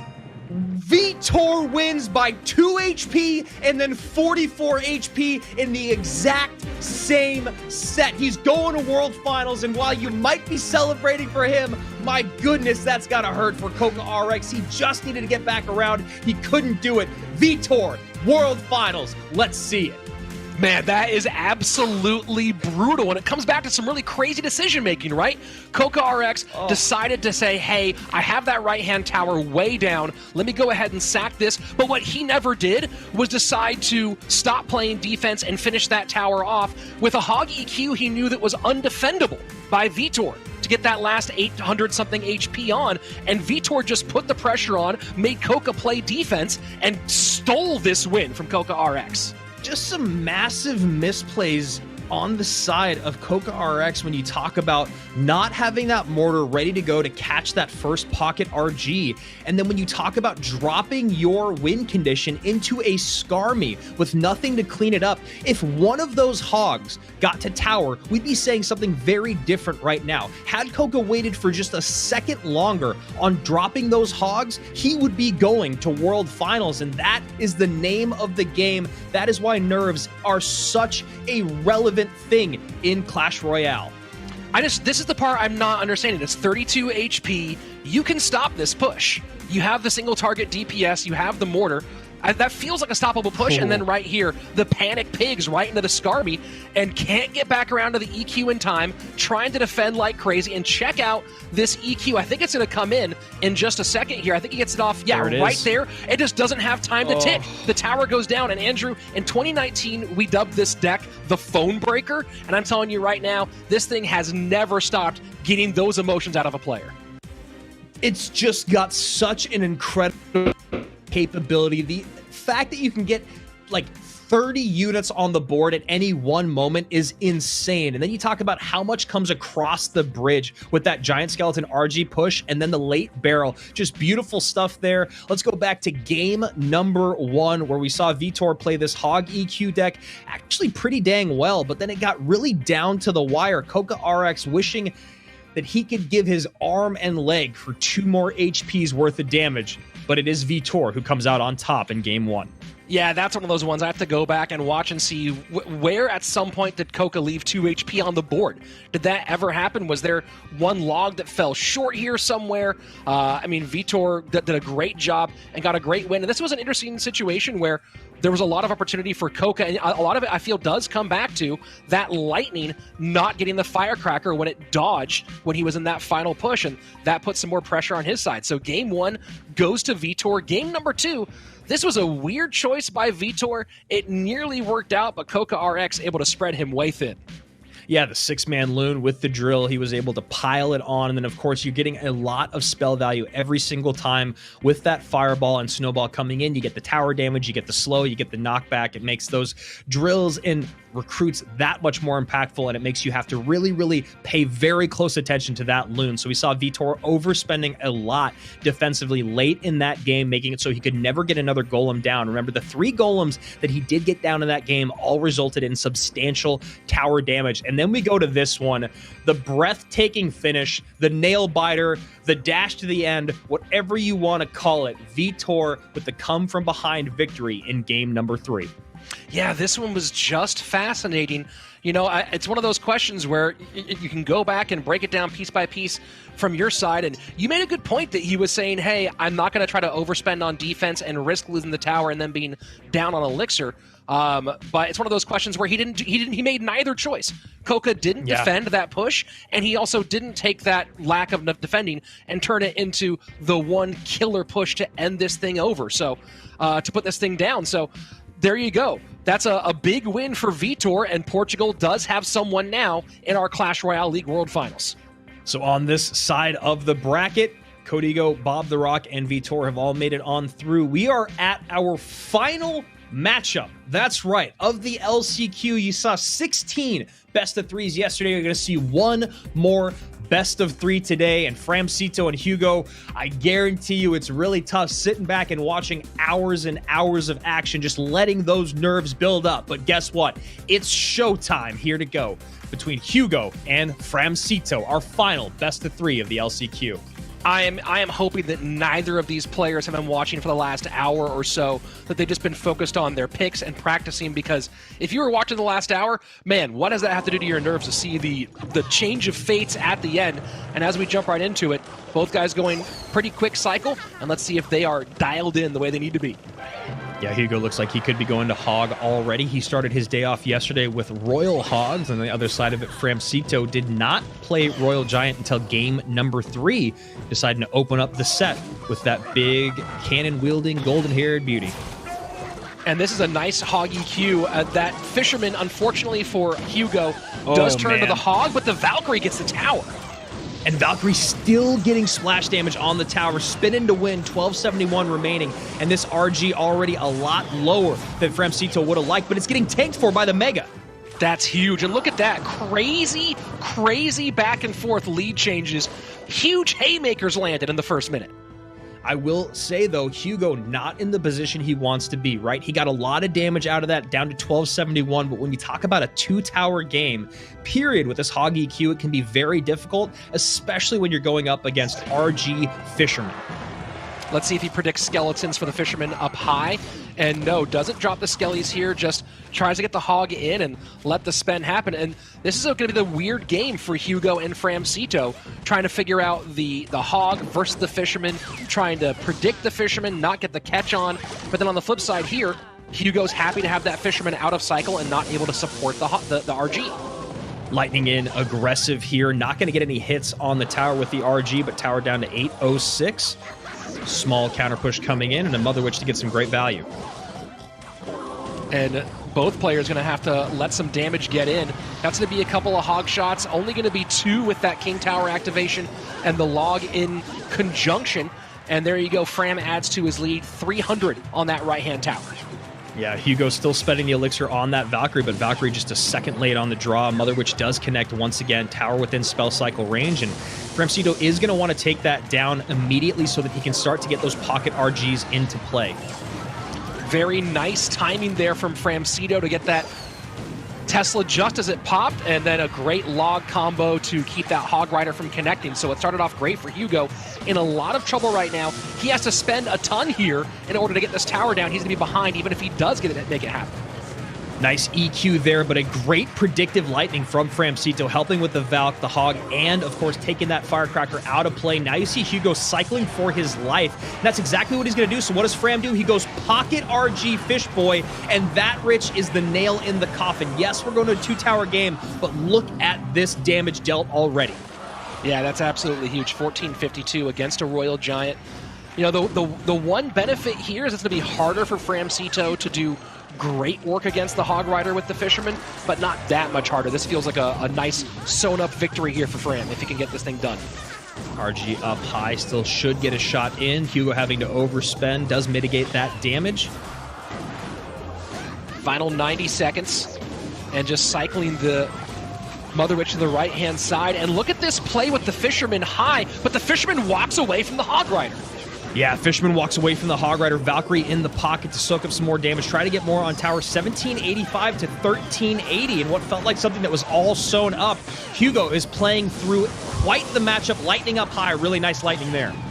Hugo's playing a brilliant game. Does give up one RG shot there, but he is playing this moment about as well as he can. And that Fisherman was cheeky from Framcito. Let's see if he goes for it again if a Hog comes in. Valkyrie going to cross the bridge here. Hog goes in right behind RG at the river, but nice skeletons there from Hugo in the pocket to distract. And great defense here against the Royal Giant. I mean, I understand what he was going for with the RG at the bridge as opposed to in the pocket. And this one, though, might be the finisher. There's the Tesla late. Tesla does not reset. Tower will go down here with the lightning coming in. No chance to block. Game 1 in Framcito's book. Hugo plays through a tough matchup, especially considering how the beginning of Single Elixir went with those massive haymakers thrown early on. While it is exciting to get that damage down as a Hog player, you never really want to find yourself out in a lot of damage or behind in a lot of damage in a two-tower game. You really don't want to go to try to take that second tower, especially if you're going up against Royal Giant. And it was a really nice job there by Framcito. It felt like maybe he was trying to push the Tesla out of cycle with that one at the bridge and then get back in the pocket. And this was an interesting battle, right? You got this huge early damage with the Valkyrie staying right there on the tower. But then, of course, right back, Framcito hits hard. Yeah, that was a really tough interaction on the side of Framcito. He actually would have just been in a commanding lead here had those skeletons not pulled the Valkyrie to the tower and away from the Fisherman. It does happen, but I think Framcito can hold on to the fact that he has a great matchup. So then we get into the final minute, and again, it was Framcito got things taken care of, and Hugo had to spend a ton to stay in the game here. And at this point, it was fighting from behind, but a really valiant effort by the Frenchman to try to stay involved in game one. Yeah, and you saw this RG Fishboy push a couple times. This is the end of the game where the Tesla comes down just a second late from Hugo. He still has 1,400 damage that needs to be dealt to that Princess Tower. Going to be really tough to make that happen. Matchups are so pivotal, and while Framcito started this one off just a little bit slow, he's able to ride that great matchup through, and Hugo now down 1. Yeah, this is a curious one for Hugo, right? He went with Hog EQ game one. He's solid with Hog EQ. And now he has to really go back into his notes and figure out what the heck do you do when this is you have to win 2 games in a row now to stay alive in Clash Royale League. And these are 2 very difficult games to win. Yeah, you know, Hugo yesterday in his 3 games, he went Royal Hogs, Graveyard, and then Mortar Miner. I would actually like to see him do just what he did in game number 3, which was, you know what I'm going to play, but I'm better at it than you are. So I want him to go to something comfort. Maybe it's not Mortar Miner because it is so predictable out of him. He has brought it out so many times in the highest stress points of his career, the highest stakes points of his career. But I would maybe like to see him go to those strong control decks, maybe even Miner Wall Breakers, just something where he can cycle those miners to get him on tower and create dual lane pressure to throw his opponent off. He does have a leg up here on Framcito, it feels like, based off of what he's done in 2020 alone. But right now, Fram playing very well. And yesterday with that great bounce back win, he's got to be feeling great about his position here at the LCQ.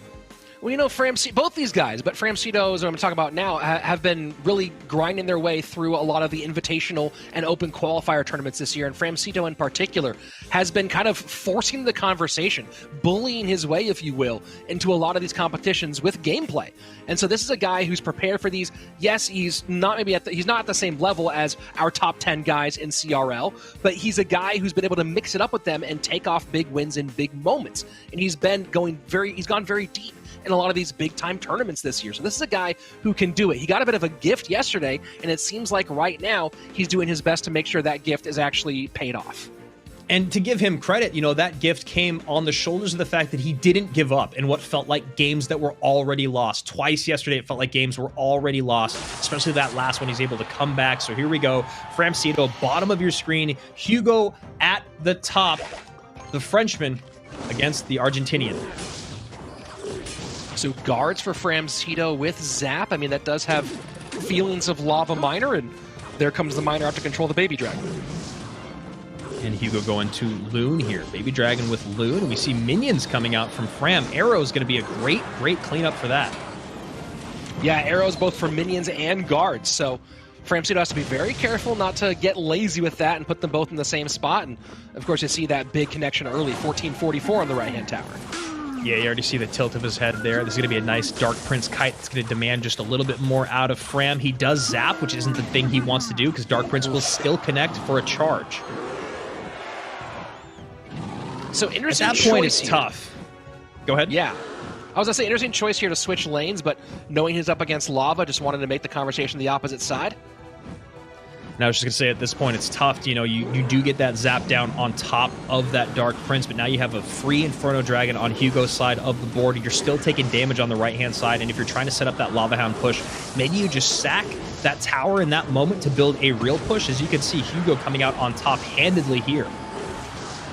Haven't seen much Zap today, and here we go in what might be our final game of the day and seeing Zap on both sides. It was the 2 Elixir spell of Clash Royale for a while, and it's been out of favor for quite a long time, but it still has that utility with the reset. Yeah, for a while it was just log zap in everything. Now it's been fireball log for the longest time, and Maybe we're starting to see a shift back into Zap, back towards Lightning. It's always great to see things change in the meta, as we see good dual lane pressure coming here from Framcito. Naked Balloon on the left-hand side. Yeah, let's see if the arrows were a little bit late there. You know, that's one of those ones where if Hugo gets the prediction out, that's pretty much game over here. He's already way in the lead, but just a little hold back there from Hugo, and now he has to reset for this push on the left-hand lane. Really high bomb tower here to protect any unit that was going to do damage to that Lava Hound from this Inferno Dragon. Now going to need to keep this Inferno at bay. Inferno of Hugo's comes down. Oh, the reset bridge. Never mind. And here we go. Just a clean little minor loon play with the bomb tower on the inside. That Inferno Dragon I don't think will turn. And this is a full send here from Fram. And that's what he needed to do. Will this balloon get enough? Zap try to help, and it does connect. That's a massive connection for Framcito.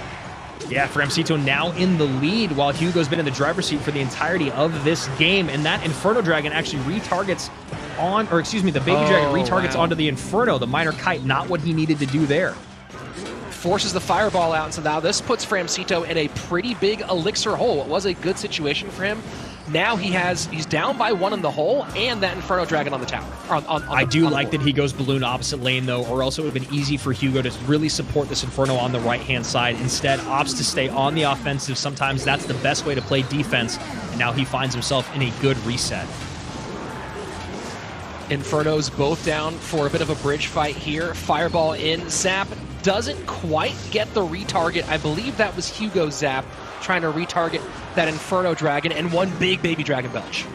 Yeah, that is a huge belch there, but minor damage in on the opposite side of the board. That loon isn't going to get pulled. That loon is not going to get pulled, Rich. Framcito is going to World Finals. Oh, wow. Framcito slides the loon past. It bumps outside on the Baby Dragon. Just a little low, a little not quite there for the bomb tower. And Hugo is just sitting there absolutely stunned. Yep, just completely stunned. Things about the face cams as you see what these players have to go through, putting their hearts on the line. And I mean, how many times have you missed a pull on a balloon with a building in the center of your side of the board? Hundreds, I bet, if not thousands of times. And we see Hugo having that exact thing happen to him in maybe the biggest moment of his career. Yeah, it's never happened to me. I've never missed a balloon pull. That doesn't happen to anybody. I want to go back and look. I think it might have been a minion push to get on the outside. Let's look at that and see if that was the technique here that Framcito used to get around that. So we'll see that in a moment. This was just a crazy back and forth battle. You know, you want to see Lava Loon played in a crazy level. And look, we talked about this earlier, right? That Eric was mentioning he does not like Lava Loon by itself because you're really depending on just that one big push. And we saw as this went on that Lava Loon on its own wasn't quite having the versatility that Lava Loon Minor had.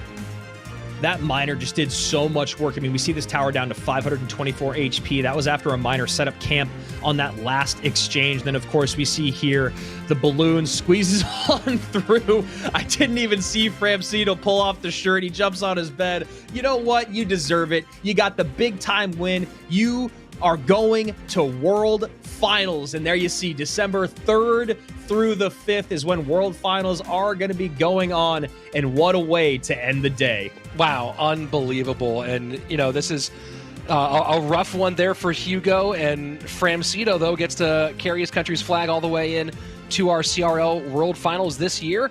And that's a big win for a guy who's really felt like he's been demanding the attention, demanding respect as a player this year. And at least for the moment, he has it. Framcito seated just 5 spots above Hugo, and that's all that mattered as we go back through and look at these decks. Game number 1, it was the RG Fishboy with Lightning that came out on top over Hugo's Hog Cycle deck. You saw both these guys strike early on in single elixir, but that's not really the position you want to be in when you're running Hog EQ Cycle. You want to control the game. You want to create offense while locking down theirs by exquisite and efficient defense. Hugo was not able to make that happen, so he drops game number 1. As we go into game number 2, that loon, the Lava Minor Loon, ends up coming out on top. echoing what we heard earlier in the day from EB7. Lava Loon, it's great, but you kind of just put it all on the board and hope for greatness. Well, Arrows should have given Hugo an advantage here, but you missed the bomb tower pull, but you go back to that one Arrows where you had the balloon on the left-hand side on its own, and he threw the arrows late, and he knew the only response possible there was going to be the minions. Inferno Dragon was not in cycle. If he throws that arrows prediction-wise, that's game over. We're talking about Hugo and Fram going to game number 3. He holds off a bit, maybe nerves, maybe just a little bit tense in that moment, maybe lost track of cycle, whatever it might have been. The arrows come in a little bit late, and that decision right there means that he has to go deeper and deeper into the game, and Framcito once again grabs a hold of an opportunity. And you understand the idea, right? You understand why Hugo kind of pauses for a second. He's got the lead. If he overspends here, he could be punished on the other side of the board. You get it. But some of the best moments in CRL history have come from the best players overextending themselves to take towers. And like you said, Rich, that would have been a great moment for Hugo to swing for the fences. But that is neither here nor there as Framcito moves forward with Vitor, Codigo, and Bob the Rock on this side of the bracket. Our 8 players have made it through to World Finals on December 3rd through the 5th. And there you go. There are the Elite 8 that were able to play through 2 days of single elimination, best of 3s. They're going to World Finals, Rich.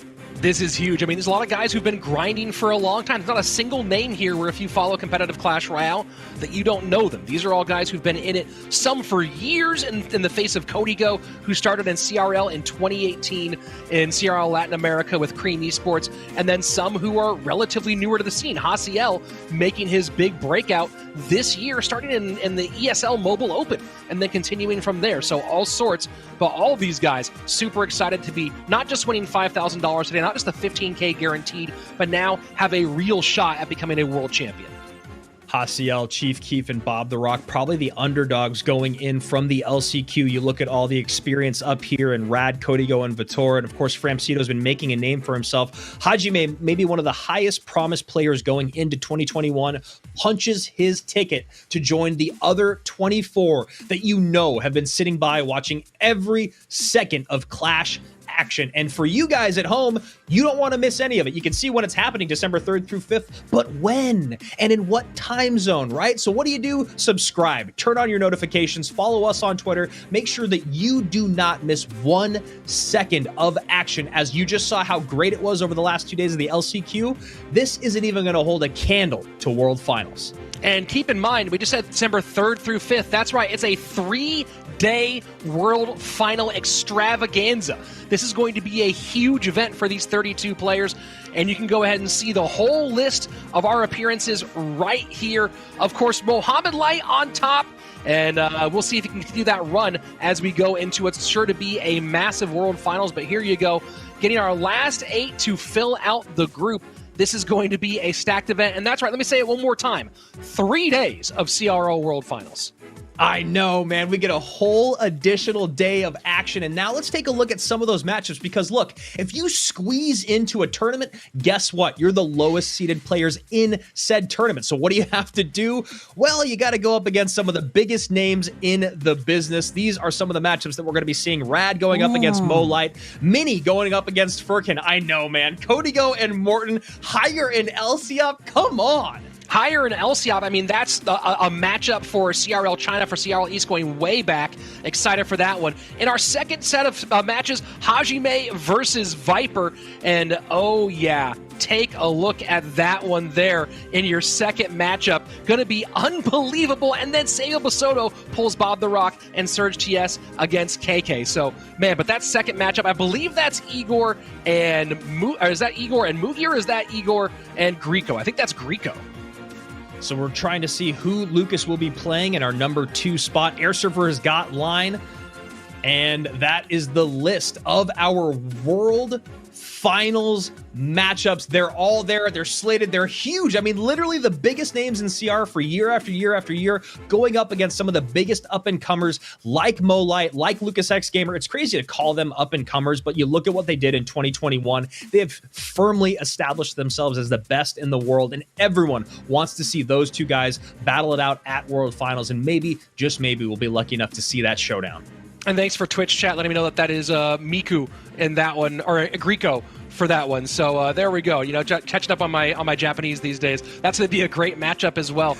Man, I cannot wait to get to it. Going to spending this month analyzing each of those matchups, and of course, they'll be spending the month analyzing those matchups because this World Finals is going to be insanely tight all the way through. Let's invite on EB7 and Joshua Crap Sharon to talk about some of their thoughts as they've been sitting back for the last little bit. I'm going to start with you, Eric. What are some of the things that have stood out to you either in those final moments of the LCQ or in some of the matchups that you've seen here at World Finals?